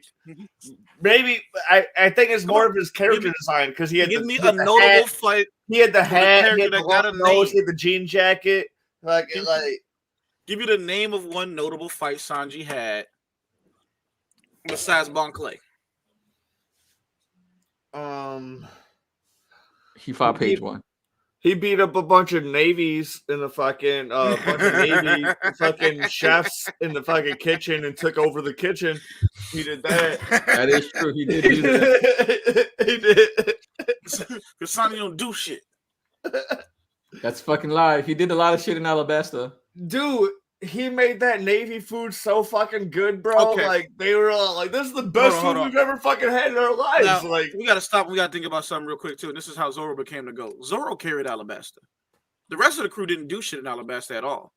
You telling me Sanji did not like plot and scheme during Alabasta? Luffy would have died if it wasn't for Robin. Zoro, and you know what? I'll even give you Robin. The rest of the crew didn't do shit in Alabasta. The rest of the crew was completely useless. The second they touched that desert, the rest of them did not do shit. Mr. Prince basically run and survive. You telling me Mr. Prince didn't do nothing? Robin wasn't even a part of the crew yet, dude. But fucking Crocodile basically killed Luffy. Bro. Crocodile basically killed Luffy. And I was like, damn, Luffy's dead. Like, what the fuck is this series going? And then like, you see Robin save him at the last minute. Feet touch sand. The rest of the crew was useless, the only thing that Zoro did there was beat 100 niggas twice. He only beat Mr. One. What are you talking about? No. They got ambushed twice in Alabasta. Overnight. First time, overnight, he beat everybody ass until somebody woke up and was like, "Hey, I'm gonna help you beat everybody ass." But he was like, "I'm already almost done. Like, what are you?" That was in Whiskey Peak. That was in Whiskey. I know, but they were in that was already on Alabasta content though. They was on the continent of Alabasta. They were in the saga of Alabasta. Okay, Yeah. I get what you mean. No, they were on the continent. They did it again. They weren't in the main Alabasta. kingdom of Alabasta, but they were on the continent at that point. That's not part of Alabasta continent. Yeah, wasn't it? Whiskey Peak wasn't. No, Whiskey Peak is part of the saga of Alabasta, but it's Hold on. not in like Alabasta King. It's not part of the Alabasta Kingdom. It's not part of the. It's not part of the. Alabasta is its own fucking continent, like country fucking thing. Yeah, it's not part of the Alabasta Kingdom. I'm pulling it up. It's not. It's part of the I'm saga, pretty sure but it's it's within not part their of the reach kingdom. because they started to refer to her as that. That's what's cool No, about One Piece. because literally too. They have maps of everything. after Whiskey Peak, they go to Little Garden and then Drum Island. That's one of the. That's another Like dope Whiskey thing Peak about is One Piece. literally Though. like it's like Hold on. once you reach the Grand Line, Whiskey Peak is right on there. Cactus Island. Cactus Island is part of the Alabasta continent. Oh damn! I really The continent, nigga. Send me the link. I want to see this. Then what the I fuck is believe Drum it. I Island? believe because that's the best part about one. That's one of the beauties of One Piece because all the cartography of where everything takes place is like charted and fucking on a fucking legit map of like the fucking. Then why is world Drum that they Island its live own in. kingdom? And same with like Little Garden. It's not part of Alabasta, and they're closer to Alabasta. I don't fucking know, nigga. I just don't ask me. That doesn't make sense. That doesn't Australia make is close sense. to China, but it's its own continent. I don't give a fuck. I mean, well, it's not close to China, but you know what I meant. It's closer to Asia than it is anything else, but it's its own continent. So I don't trust you. I need that link. New Zealand is mad close to Australia. It's its own continent. I never said it wasn't. I'm just saying, nigga. Like, I'm not the one who just because something's an island doesn't mean that it's not part of a continent too. At the same time, because Japan's its own archipelago and it's part of the Asian continent. I don't know, man. Just go ahead, pull it up. Pull it up.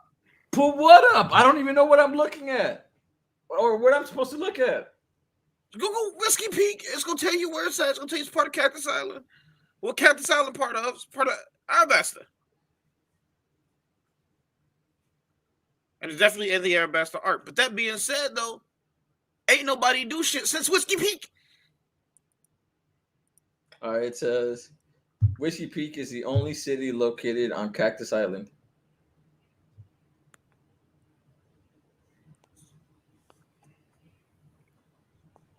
Let me get this up and running.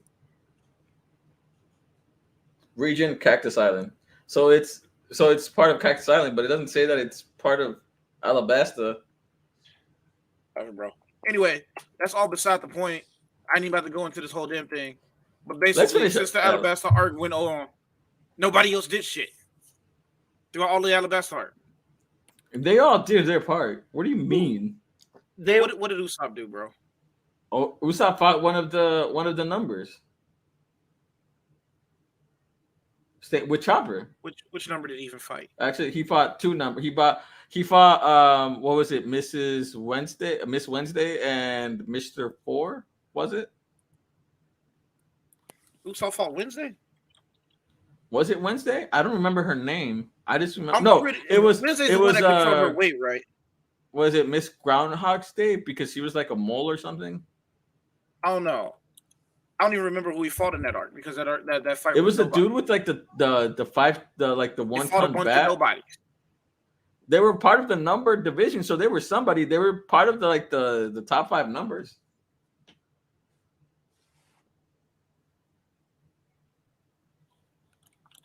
So they were somebody to the group because they were literally the top 5. You can't even remember their names. They nobodies. They didn't have names. They were just like the only one that you can't remember what their nicknames were or what they were called. They're nobodies. I said they were like Mr. Four and Miss Groundhog's Day.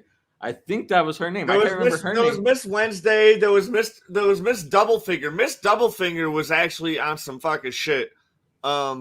She got beat by Nami. We can't say Now, that. wasn't Wednesday the one who tried to ambush him in Whiskey Peak that Zoro beat the fuck out of? That's the one who controls her weight, right? No.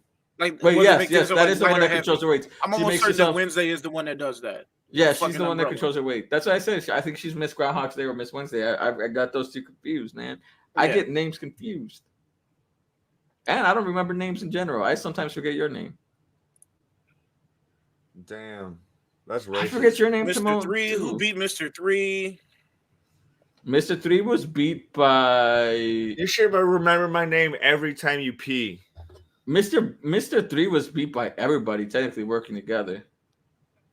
Because Zoro, Nami, and Vivi practically died because of Mr. 3.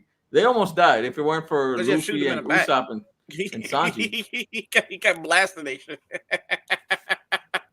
Mr. 3 at the bottom. He was like, "What? I'm totally Nami. Whack whack." That's the wax dude, right? Yeah. Yeah, that's a whack dude. He almost killed... I've sat here and I googled Usopp fights in Arabasta, and I'm getting nothing. I'm getting like the group fights, but I'm getting nothing for Usopp.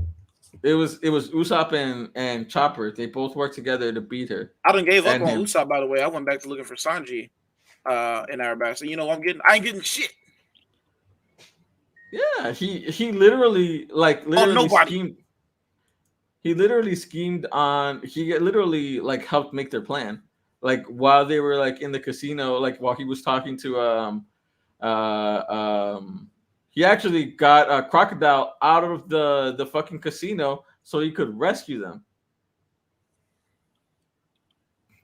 Did you forget about that? No, because there's not much of shit. What are you talking about? They all would have died. Zoro, Smoker, Tashigi, and Luffy and Nami and Vivi would have all died if it weren't for Sanji, like telling like fucking scheming on Crocodile and getting him to leave the area so he could go in there and rescue him. Okay. So all the shit that Zoro would have done would not have happened if it weren't for Sanji. The fact that you got to do them type of gymnastics to even get to the fact that Sanji did at least something during that whole arc shows that nigga ain't nobody, bro. What do you mean? He also beat Mr. 2. Like if he did, give me something other than like I'm even giving you like they also somebody other than Bon Clay that Sanji has boxed that you can give me the name in Alabasta. They all work together to like fucking find the bomb. To find the cannon, and they all work together to fucking destroy the cannon. What do you mean? Sanji ain't fighting nobody notable. He's fighting Queen right now. What do you mean? And I told you that he fought evenly with Queen and King, while Zoro was Was it so hard for you to come up with the top of your head though? What are you talking about? I said that earlier. Give me something. You know why? Because he barely fought him, nigga. He just swung on him once and moved. Everybody's swinging on everybody in that. It's a big fight. No, it was for minutes. They said it was for minutes that fight was going on because Zoro was still bandaged up like a fucking cross. You know what series we're talking about? Talking about Wano. No, do you know what series we are talking about? One Piece. What is 3 minutes of a fight in comparison to all the other fights? I said minutes. I didn't say it was 3 minutes. It was more than 3 minutes. It was minutes. I just don't know. I don't remember how many minutes in a series where like a nigga who's half dead fought another nigga for 6 weeks. It could have been like 30 minutes, man. What is minutes? When the arc we starting off with right now, and since the time skip, the most notable like thing that happened was a fight we didn't even see that went on for a month. What Akainu versus Aokiji? What is 2 minutes in a fight? I didn't say 2 minutes. It was way more than 2 minutes. That's what you say to those men you sleep with. Here's the shut the fuck up. Fuck yeah. Sanji and no First off, Zoro was in a full-on body cast, so I don't know what the fuck you're talking about. After fighting who? Kaido. Not even just fighting. After tanking who? Kaido gave him one hit and he was done. No. First off, Kaido did smack the shot out of him one because time at no. Law helped him. Law helped him survive because he was about to die if it weren't for Law fucking using shambles on him, and you cannot say that that's not what happened. So he didn't like. Yeah, he was definitely going to die fighting Kaido, but I was like, who is he tanking for? Because Luffy also got his shit bopped, and that's how Zoro ended up in the condition that he was, because he sat there and he tanked all the attacks that were going for Luffy up there. First off, and then Luffy still got smacked again. Here's the thing: we can't equate that because Luffy's dumbass fucking tanked a borrow breath without having to, like a dumbass with Law and Kid. All three of them stood there and took a borrow breath. That was funny as shit. It was hilarious. They legit said first one to flinch is the fucking loser. Yeah. And then I was like, hey, this shit's stupid. Why the fuck would we do that? And then he sat there with him. Like fucking dumbass. Fucking idiot. They're literally fighting. This is like Big Mom and Kaido working together. And they do that dumbass shit. Which, by the way, hilarious. Zoro was single-handedly holding up Big Mom for a little bit too. No, it was him and Killer. They were working together. No. Well, I mean, yes. Killer was him. Killer's not on their level, bro. You can't count that. Hey, no. Killer's a supernova. Killer is a supernova.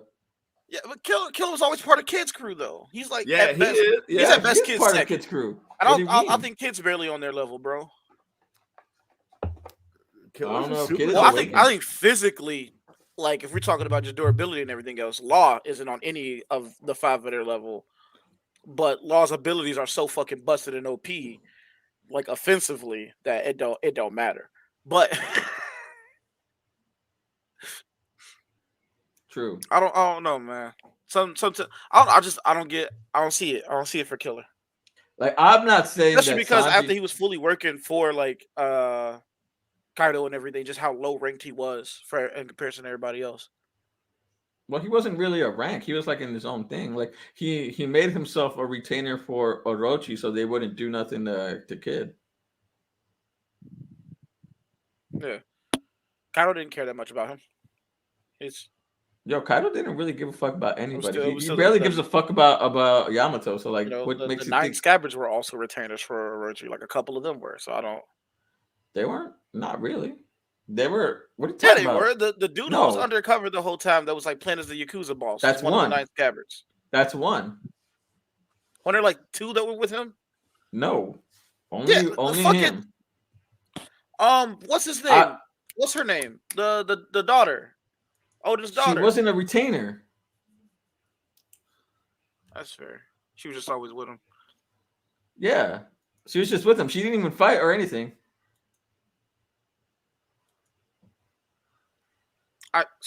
I mean, Kaido didn't care much about him though, so I don't feel it. But like I said, Kaido doesn't even care. Went to being a retainer for Orochi after Kaido discarded him when he didn't like show any type of fruition with the Zoan fruit, like the artificial fruit. Yeah. Yeah, we end up just being like a fucking smiley and everything. He just kind of tossed him to the side. So that means that he probably wasn't up there enough. And Killer was having trouble with Queen.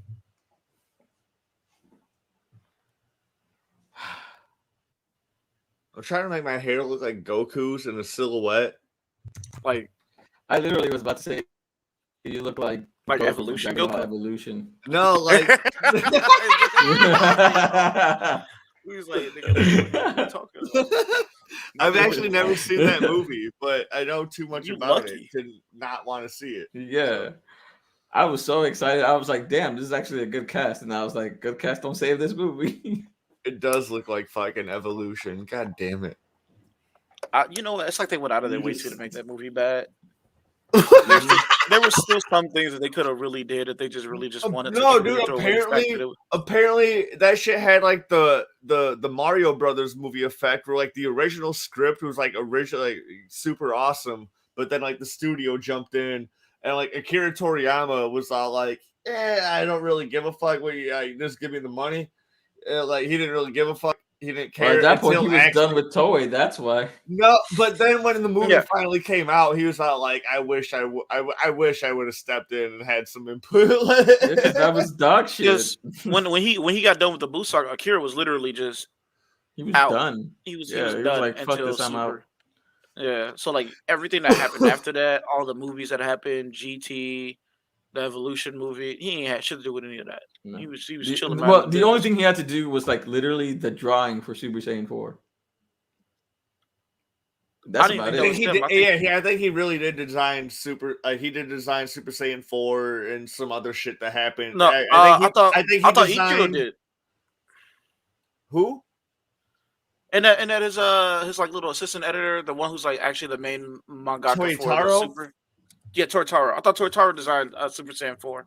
He might No, have, I thought, but I thought it was Toriyama. I thought No. Toriyama designed Super Saiyan 4 and the dragon, the 7-star fucking dragon guy, fucking Dark Star Dragon.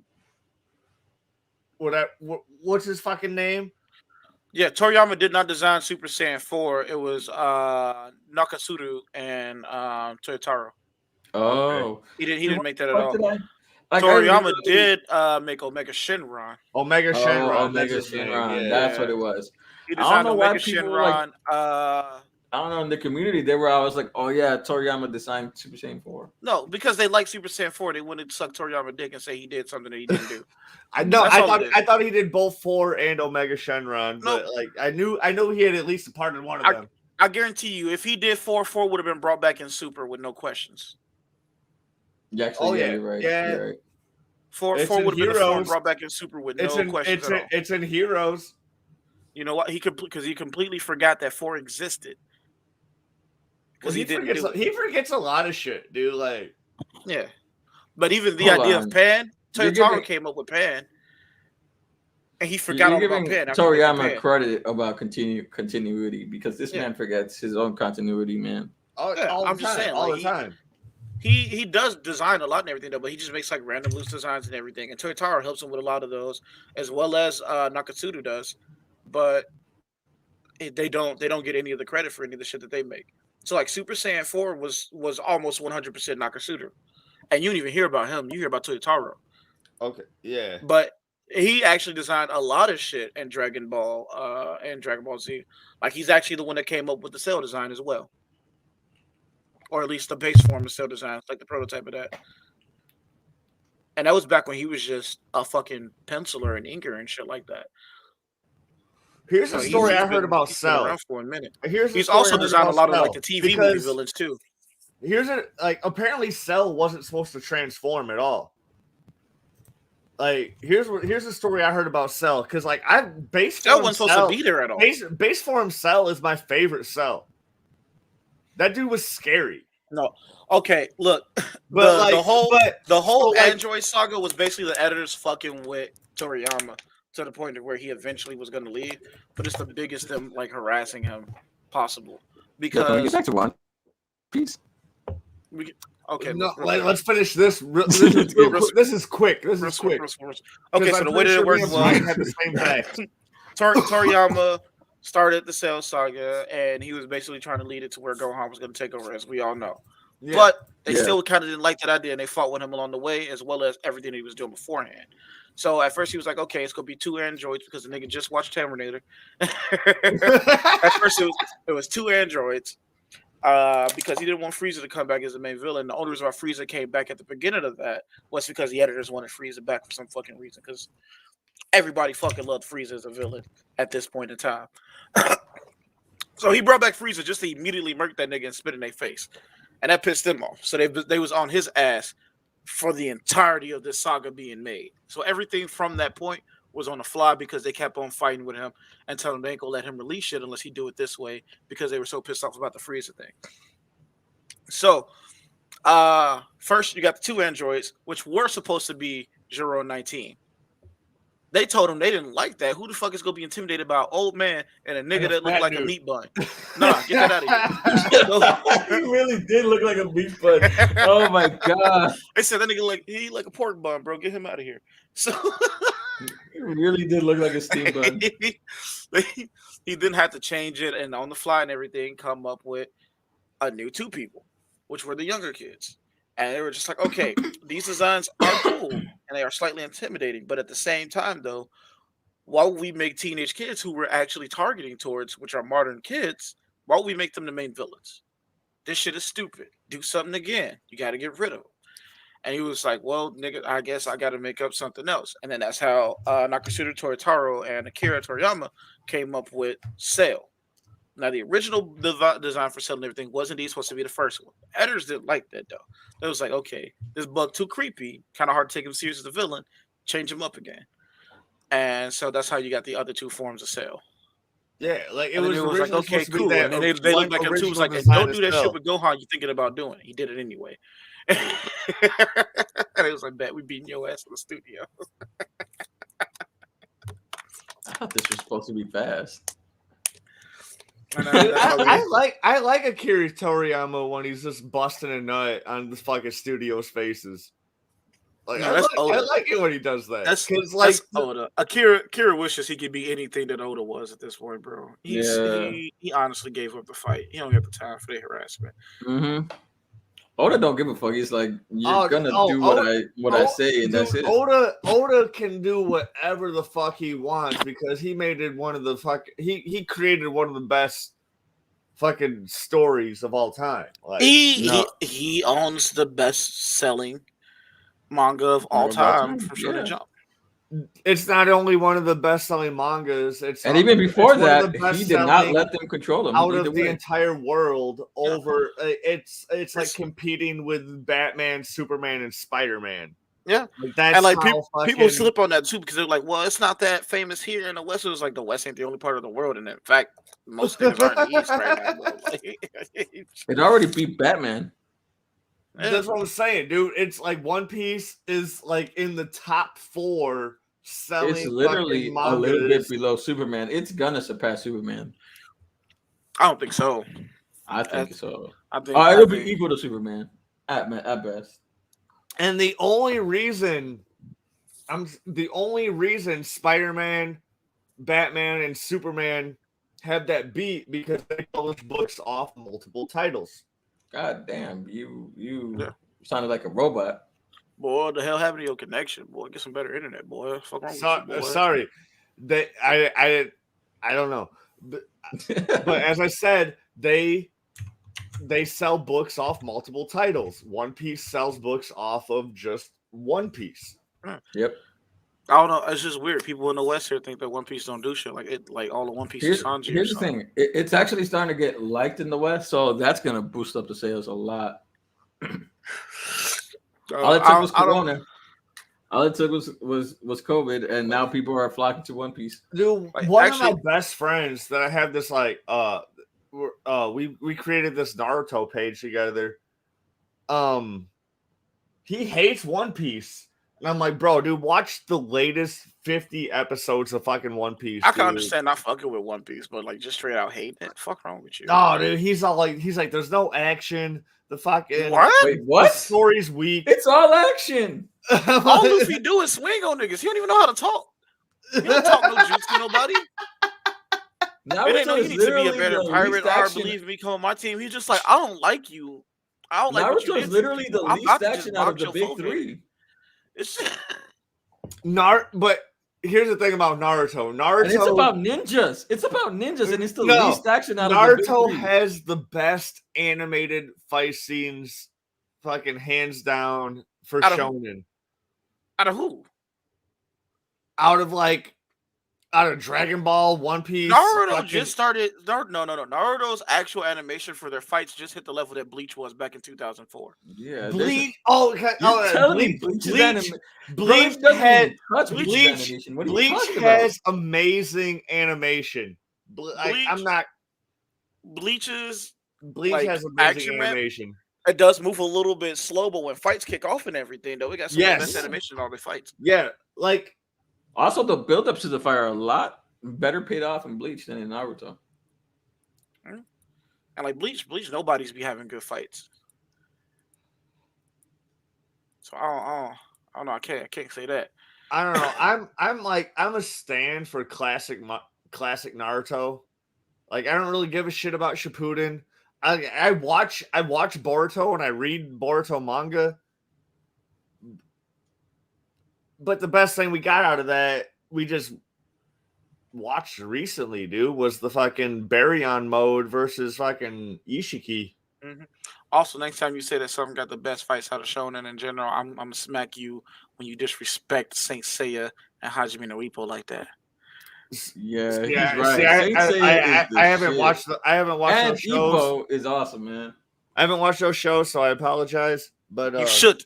should. God damn, no, I'm joking. Also, this is why I'm I'ma always throw in- on here. I'm gonna smack the list out of you, fucking list. Smack the Yeah. list out of you. That's, also, I how dare like- you disrespect? I'm fucking glad I'm not on Mitsuki your Hiromeshi like rapist that. Like and that fucking man race. wasn't just out here fighting from like- the beginning. No, I'm saying I'm glad I'm not on your racist and rapist fucking list. But I'm sure not I'm in just this on your chat, bro. fucking like you have the worst taste in fucking genre fucking list. No, that's Tony. Tony in the top of that list. He's a Sanji fan. I'm not a Sanji fan. I literally think that he's like 3 or 4. I'm just picking on you at this point, though. I I already know like, you really are.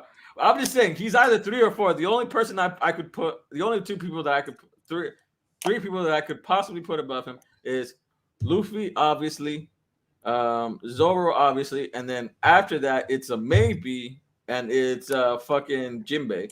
I'm gonna let you know right now. When you told me we were doing a One Piece podcast, I had already made up my mind that I was gonna slander Sanji for no reason. That's all right. There's always like Sanji has He a lot my of boy slander. too. I don't know. I just feel like ragging on him for no reason at all. I just feel like I have to defend Sanji just because he gets hated on too much. Does he? It's like the thing. Yeah. I feel like too many people ride his dick. That's the reason why I chose to slander him today. No, there's so much Sanji slander. Like I if feel anything, like there's not enough Sanji achievements to make up for the amount of like dick riding that he get at the moment. That's the reason why I'd already made up my mind to like slander him. see, and I feel like there's enough for it. Like I it's don't just know. that Sanji, he's the lover in the group. He's the compassionate one, so he's not gonna have like the badass moments like Zoro does. He's my boy. He's probably the one I closely relate to the most out of the ship. But I still feel like there's too much dick riding going on for Sanji. So I got. I would disagree. That can happen. But I with feel like Kakashi too, because like he's like a really deep emotional character, and that's like if you look at yeah, but Kakashi also Sanji- don't do shit. here's the thing. yeah, Here's the thing exactly. And I feel like I feel like Sanji get the same amount of dick riding that Kakashi do. Because honestly, now you hear how me and Timon have been slandering the shot at Kakashi this whole time. Though. I mean everything I've been saying about that nigga though. But that being said, you will see people fight to the death about Kakashi being more useful and everything in the show and being like one of the top people. I say, and based only off his design too, even though he ain't do shit. I say him and Itachi. Look, no matter what Kishimoto put in there, will always have devout dick riders that will somehow gas these niggas up to somehow being like better than everybody else on the show. I will say this: Itachi is top 4 Uchiha. I don't Top think 4 he's Uchihas left alive, nigga. He's dead. What do you mean?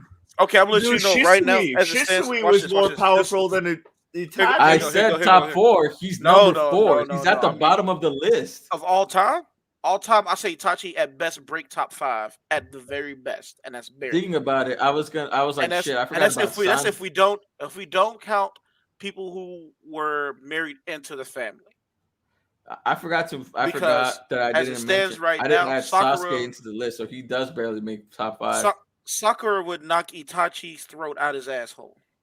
That is true, unless he used his infinite. No, People like to say Sakura don't do shit, but like Sakura, he did Sakura. Here's the thing. Sakura is Sakura doesn't Sakura do right shit. now. I hate in that the Sakura Shippuden show Here's the would thing. knock Itachi's throat out his asshole, Tsukuyomi Yes. or not. Yes, Sakura Here's the Sakura thing. helped. People don't say that Sakura doesn't do shit. People say that Sakura is Sakura useless. helped. Sakura train her daughter is not into useless, getting her but she second doesn't do Tsukuyomi. shit. She Yeah. could have ended Shippuden like in 50 chapters. No, But actually, less than that. She could have ended it in 15 chapters because I can Sasuke, exclude her she though. 'Cause I was know that's gonna gas stronger. up some people though. That one's just starting to fight. But here are What? the people that are actually like inverse. Definitely stronger than Itachi, and Itachi straight up admitted it. Obito would max Itachi shit. The problem Sweet. with the reason why Obito didn't do anything when Itachi was around, and this is what Itachi fans like to gas up and everything, was that Itachi probably was smart enough and had some of the capabilities to foil his plans, but not to kill Obito. He couldn't. If it came down to like, if Obito had to max him and everything, he would have murdered that nigga. Jiraiya, because he ran away from Jiraiya. No, I'm talking about Uchihas though. Oh, just Uchihas. Yeah, Well, yeah, Uchihas, that's what man. I'm saying. Like, I wouldn't put Obito. I would put him in Obito even. I wouldn't say that he was that he. It's a mid diff fight. It's a very mid diff fight. But I would definitely put Shisui above him. I would put Sasuke above him. Madara, of course. I'll put Madara, Shisui, Sasuke. And I would say current Sasuke because like when he fought Sasuke with Madara in every way, shape, or form until he died. What? I will say this: Sasuke, he would have lost. He would have won against Sasuke until Sasuke got the. No, I didn't hear what Brian said. I'm not saying what, like, question him all, like. Oh, sorry. Are you serious? No, I just didn't hear a word he said. All right, go ahead, Brian. Oh, my bad. Wait, can you hear me now? Yeah. Okay. No, I could hear you talking, but Tony was talking, saying some nonsense. I wasn't even listening. My mic. I was trying to listen to you, but I couldn't. Oh, I said Madara brother would also max him. I don't know about that. As well as Madara. Yes. No. I don't know about that. I 100% know about that. You know why? Because if y'all can pull up scans easily. He died from a racist, man. He died from a MAGA wearing guy. Itachi would have got bodied by Tobirama too. Dude, I don't know about that. Dude, you don't got to know about it. Dude, I'm thinking Sarada. Sarada might even eventually be a top 5. Sarada might be a top 5 eventually, but the thing is, okay. They're showing her to have stop. But stop. You want to bring up the Tobirama thing? Tobirama also could have killed Madara at that point too, same way he killed him. Nah. Yep. And Tobirama wasn't even equal to Hashirama. No, nobody was equal to Hashirama. Hashirama could have casually murked Madara. That's why Madara was always pissed off. Yes, you're 100% correct. He was not. I would say no. Stop. The tiers was Hashirama, and then Madara brother, and Tobirama all set in an even plane. Madara at best would have been a squinch better than Tobirama, but not enough to avoid getting his shit clapped with all the shit that Tobirama had ready for them, which would have happened. Yes, because when you go back and you look at it, they state over and over again, Madara and his brother were dead even until his brother died and he took his brother eye. And even then, he only got a little bit better, and Tobirama was still more than enough of a threat for that nigga. That's why he had to go get them Hashirama cells, because otherwise, Tobirama would have been in them cheeks. The way I put it is Hashirama S tier, S level. That's the way you put it, nigga. That ain't the way Kishimoto put it. Madara is mid A, and then Tobirama high B. Nope. That ain't how Kishimoto straight up said it himself. So you can take what you want from that. I don't care. You arguing with the author at that point. But Madara and his First brother, off, he writes characters terribly, so I'm not even gonna argue. You're right. He do write fucking characters terribly, especially if they women. But that being said, he's the one who made the shit. And if he say these two niggas even, and this nigga even with them two niggas, then them three niggas even. That's why I always say Sakura could have ended the fucking. Sakura could have ended Shippuden in 15 chapters. Now Madara with the Hashirama cells, as well as the Rinnegan and everything, that's stronger than Tobirama, sure. But Madara, when he was alive, no, he would have got his shit stomped in by Tobirama more than likely. I don't know. Mm-hmm. I would put him over Tobirama. You would, but you would be wrong. that's simple. these facts I'm stating. I will be wrong. This ain't even an opinion. I'm talking straight from the source, nigga. They straight up said it 1,000 times. It's Izuna and Madara dead even until pretty much Tobirama smacks that nigga. That's it. The only reason why Tobirama wins because he just hates Uchihas, dude. Yeah. Like that's probably it. He's so racism. He's gonna dedicate all his power to just destroy Uchihas. Just gotta get him out of here, bro. That's why when he came back, he made sure to. When he came back, he made sure to give Sasuke all the fucking hate. Yeah. Which of course he didn't even know Sasuke or anything. He just yep, just like in Uchiha, and I was like, damn, he just called. So that's why I say Itachi at best will just barely break top 5 because that's Izuna, Madara, Sasuke, and Obito. I forgot about So Izuna. So yeah, at- he would be top 6 then. Is Fuck. Izuna? Izuna is Madara's brother. Yeah, Okay. I forgot about him because he died so early on. I was like, is that Sasuke's dad? Because like I remember him being pretty No. powerful too. No. But like, Thank you for No. reminding me though. A fucking Fugaku would fucking decimate Itachi. I don't know. Yeah, I don't know no. You need to look up that nigga Fugaku, G. No, I know about him. I don't know about him being Itachi though. To say you don't. Okay, do you think Itachi could have stopped Minato at all? Minato. If you make that claim, then you automatically on the Itachi dick rider list for the rest of your life. No, I'm like debate. Itachi wouldn't even see that nigga Minato when he. I don't think he'd be able to stop Minato because Minato, like the reason Minato made his flying Raiju is to like go up against Uchihas. Okay. Now, do you know who Minato said he would never square up with? I forget. That nigga Itachi daddy, bro. Do Mm, you know who else had an immediately turn and run on sight order other than Minato? That nigga Itachi daddy, bro. You know who had a bigger body count than Minato during the war? That nigga Fugaku, bro. Well, Minato was a lot nicer than that. You know who A ran from? That nigga Fugaku, bro. A wanted all the smoke with Minato. Wanted none of it from Fugaku. I would have to look this up. Not all. I don't all remember this. All that he was like, not that nigga. That eye shit too annoying. I'm gone. Bye. Like that's that had to been in the novels because I don't remember that in the anime at all. It was in Itachi's. Okay. Yep. Itachi basically gives a whole testament on how his dad would have easily scraped the dog. Yeah, I remember when there was like a 3-part Itachi novel that came out. Yeah, he was like the only reason why he technically killed his dad because his dad didn't want to fight his son, and as well. Yeah, I do remember that part. Yeah, his dad was like, I'm on the first people you killed, even though like the flashbacks and like the first part of the show kept on making it seem like he killed like his parents last and everything. No, his house was the first one he pulled up to. And then he hit Sasuke with Genjutsu when Sasuke finally came home and saw everybody dead to basically make him relive what he did to his parents. So that's what we were seeing every time that we saw like the flashback of like Sasuke running through the village, seeing everybody dead, and then seeing like his parents die in front of him. Itachi was waiting right there to like hit him with the Genjutsu and basically replay the shit in his head of how he killed his parents, and that also fucked up Itachi in the head. So that's how Sasuke saw his parents die, but didn't really see his parents die. Yeah. But yeah, I do remember that. If Fugaku knew that Itachi was about to scrape the rest of the village too, he would have killed Itachi right there. But Fugaku thought that it was all going to end with him if he died. But then Itachi was like, nah, nigga, everybody got to go. Like, yeah. So that's what happened. He didn't have to kill everybody. That's what's fucked up. He a fucking coon. He a coon and a half. I'm going to say this, and I'm going to say this right now. And I know this going to piss off some fans, but I mean this for the depth of my heart. Are you current with Attack on Titan? No, I'm not. But I'm okay with spoilers. Okay. Are you planning on catching up on Attack on Titan at any point in time?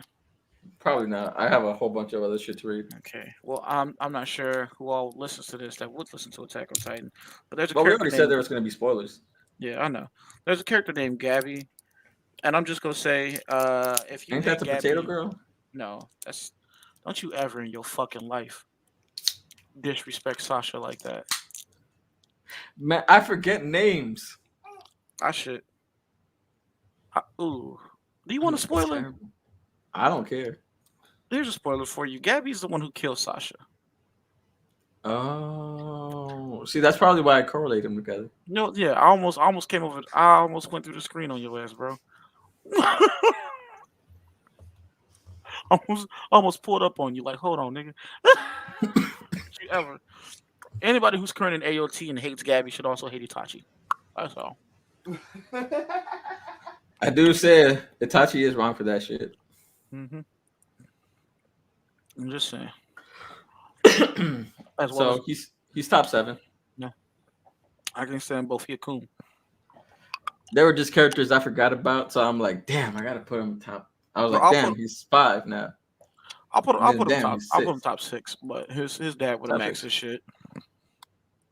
Mizuna would have maxed his shit. Madara definitely would have maxed his shit. Obito would have maxed his shit. And Sasuke 100% will max his shit. Wasn't it because like of his sickness it caused him to have low chakra? Wasn't like his Now, main issue because he had such low chakra that he couldn't he had to fight smart. well, he had like a heart deficiency problem as well as he had lower chakra than what his ability can keep up with. So he basically was just tearing a hole through his own body, doing like half the shit he was doing. He wasn't built for that shit. He literally wasn't built for it. No, But he's he still was one of the just most skilled. Now, if he had the same type of reserve and plot armor as everybody else did, he probably would be top. I ain't gonna lie to you. he would be top 2 if he didn't have all those issues. He'd be top 2. We had some Hashirama cells, he'd be over with, bro. It'd be done. Hashirama cells. They run the entire That's why- series.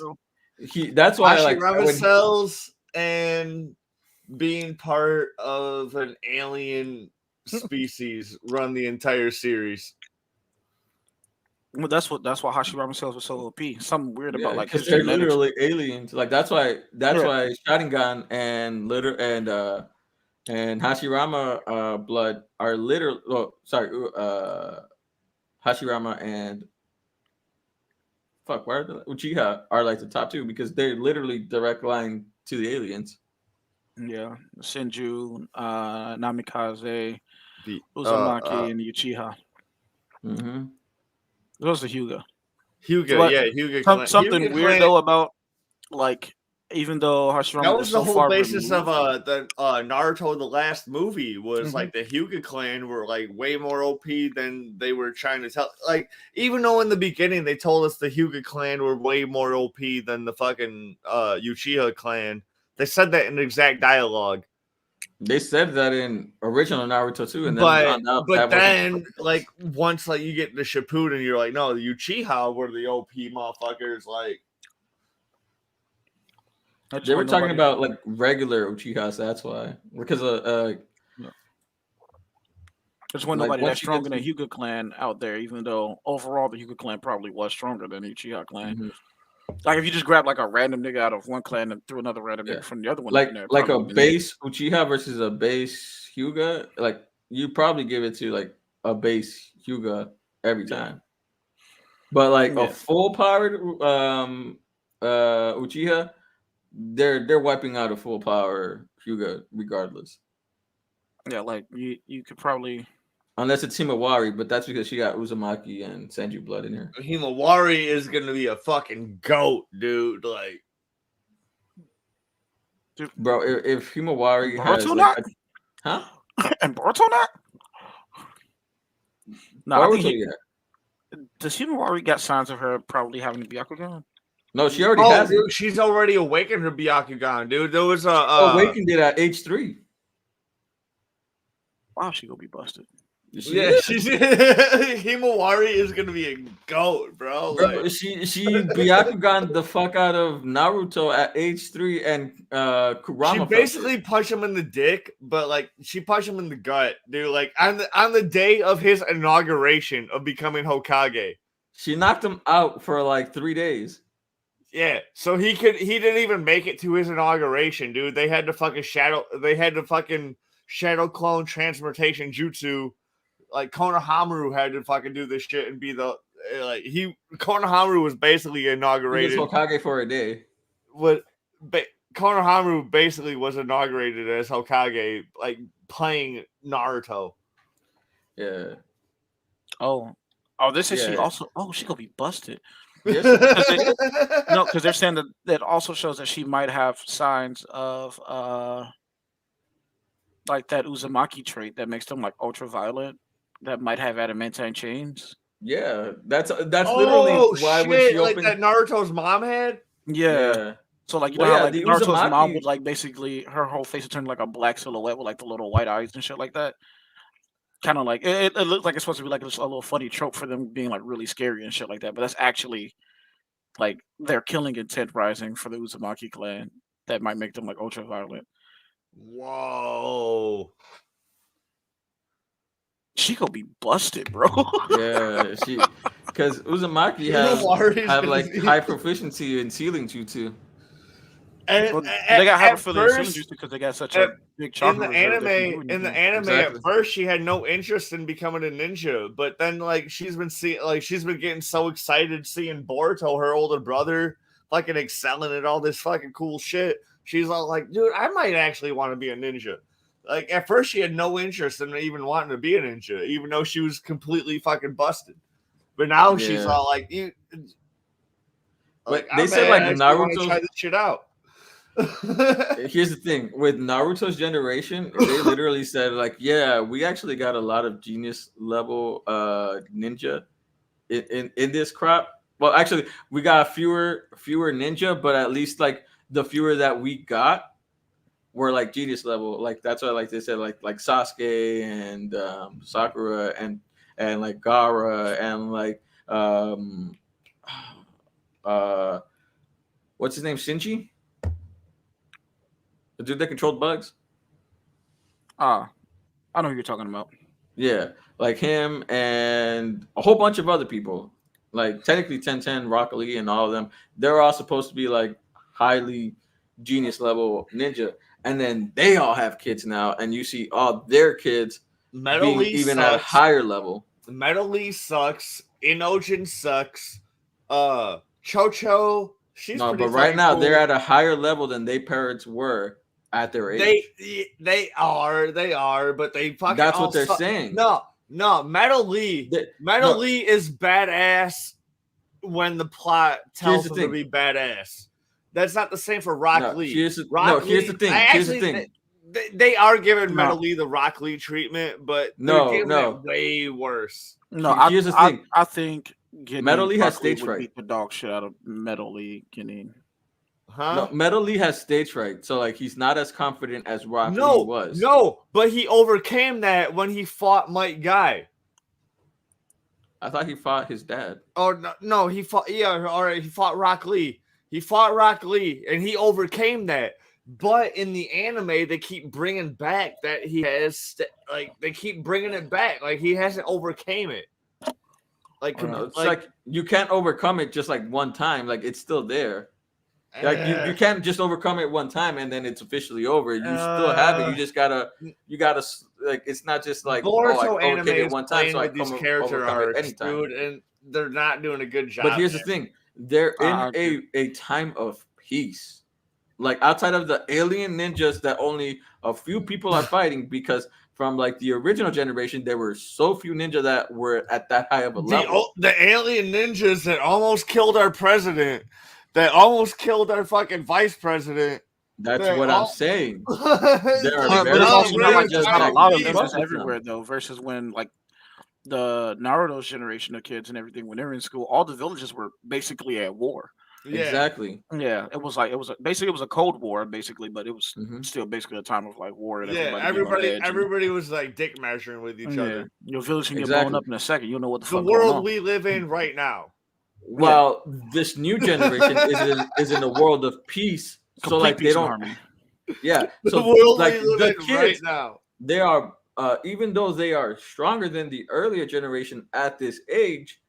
They're in a world of peace, so they don't have that. I wouldn't say strong. They have the potential to be. That's what they're talking about, actually, specifically in the beginning of the show. Is that they all have potential to like surpass them, but they have nothing to actually drive them because they're in a time perfectly peaceful. So they have nothing to prove. And Darwin was like, "What do you do? Start a war for no reason?" Then and it's like, "What? No, like." But exactly. Time, now that alien ninja, go do when somebody pull up. That's why, like, now that alien ninja are coming, like, that's when they're actually, like, putting more effort in. That's why Metal Lee got those licks in on Rock Lee. That's why Metal Lee's still a hoe. He still sucks. Metal Lee is still a hoe. Actually, their whole team is a hoe, dude. We literally spent like 30 minutes not talking about One Piece. Is a hoe. Denki's a hoe. Like, their whole fucking squad is a fucking hoe. What were you saying, Brian? Well, he said we're supposed to be talking about One Piece, but I thought he said he wanted to stop at Alabasta. No, I wanted to stop like at like. We actually wanted to push past Alabasta. Yeah. Because when we did part 1, we like got to like right where Alabasta starts. Yeah. And then when we did part 2, we just went on fucking tangents. Mhm. We just went crazy. And I at least wanted on my us end, to. we've been recording for 2.5 hours. I also But- got a dip real quick. All right. I guess we'll end it at Alabasta and then keep moving later. Later. Catch y'all later. Yeah. I'll actually be able to remember that too, because I'm like, because that's my favorite arc. Alabista. I'll probably start playing video games in a bit. All right. All right. Video games and Well- titties. I hate you so much. All right. Well, we ended it with a Boruto discussion. Dude, I man. could talk about Naruto and Boruto all day because I Of course you I don't can. know if that's my favorite shit, but I know the most about it. Like One Piece, it gets like complicated sometimes, but It's not stay that tuned. complicated, man. No, like there's because the world is so fucking huge and there's so much shit going on at times. I'm all like, and then like you forget shit that happened, and then when they bring it back up, you're like, wait, oh damn, that was Wait, that important 10 years ago. I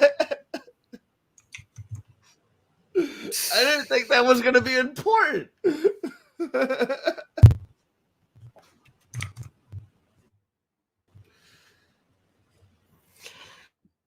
Well, you got people on YouTube that can. You watch a lot of YouTube on Naruto. Why don't you just watch a lot of YouTube on One Piece? I do. I watch Mr. Morge. I watch So how is it confusing? Mr. Morge is literally one of the biggest I watch One Piece nerds. Tekking. I watch Tekking 101. I think that's his See, name. that guy explains every little detail to you, so you should be fine. No, but I'm behind on watching their videos too. Like, Okay. Because literally Tekken goes you see this little panel right here, you see that little pixel from that one little panel. This means that. no, it's but like when you're watching a video when you're watching One Piece and they'll bring up some shit that happened like fucking 20 years ago. You know what I'm saying? Like what you're watching it, they'll bring up some shit that happened way in the past. You're like what? Oh, like that one I dude don't that know. fixes doors, and then he's also in Wano. Yeah, like that. Oh no, that was type his of brother. shit. That's his brother. No, they're the same guy. They're the same No, guy. that's his brother. Oda said it was his brother. Okay. I'll believe it. And then we get Panda Man in damn near everywhere they go. Did you stop recording on your end? No, I wanted to say my my ending, but we're Right still on. time. Yeah, all right. I don't, dude. I never would have thought I would have enjoyed One Piece, dude. Because when it first came out to the West on Cartoon Network and all of that shit, I probably even said this before. Where Poor kids. no, I hated the art style. I didn't like any of the character designs. I'm all like, dude, I'm like, this shit just looks stupid. I watched an episode. That's literally I'm so all many like, of my friends.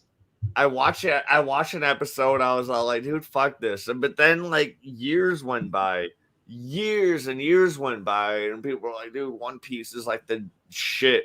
And I was reading articles and fucking. And so then, boom, I started it back from scratch.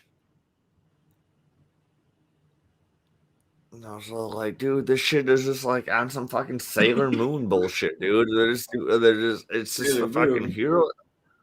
I'm like, this shit is fucking stupid, dude. Why is it why are people? And then I got to Buggy. Sailor Moon was I bullshit. got to Buggy. Buggy You is got a to- villain. And then Buggy drew you in? he damaged the fucking hat. And then fucking Luffy loses it. yeah, he's all like, "Oh, you motherfucker!" Yeah, he's like, and then he just beats the dog shit out of Buggy, and then I'm like, all right, this shit's showing some promise. I like it. And then it got to fucking Arlong Park.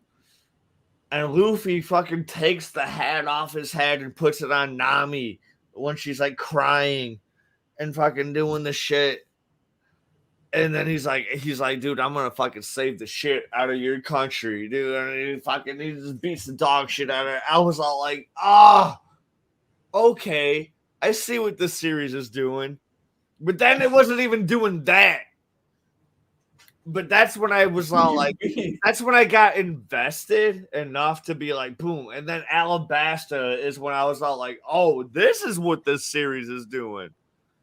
And then it's been doing that ever since, where it's just fucking just bringing twist upon twist upon twist upon twist upon, like, bringing back old. I don't, dude. Oda. He's a goat. He's the goat. Skoda. Like, J.R.R. Tolkien is all like, bro, you got this. No, J.R.R. Tolkien was like, no one's gonna create an expansive universe as mine, and then Oda was like, hold my beer. Yeah, dude. Tolkien's all like, bro. Yeah, dude. Like, this shit's insane. And like, and then here's the genius thing: is he's writing it away to where you don't need any spin-offs or whatever, because everything is written like characters that existed 20 years ago. You're gonna get their whole fucking backstory. Characters that existed like that whole fucking Odin backstory like almost brought me to tears. The Odin backstory. The Odin backstory, like when it got to the point where he's like boiling in the fucking pot and shit. They're like, do you want to hold off on getting to that? Yes. Until we get to one. Yes. That's a. It was kind of good, man. I'm just like, that's not even like the spoiler that people care about. Like the spoiler that people care about, I'm not even going to talk about right now. What? Because we'll talk about it when we get there. And I already know you know what I'm talking about. I don't know what you're talking about, because literally that's like the legendary hour. Like you literally just said when he's boiling in the pine, you're like, that's not even the one that people care about. Excuse you? That's the legendary hour. No. The biggest spoiler that people get pissed about the most is. All right, we'll leave it there. Thanks everybody for listening and watching. Y'all know what to do. Bye. Yeah, I ended it. I'm going to end my broadcast too, because I'm going to tell you what I think it is, and I don't want it to be aired on my end as well.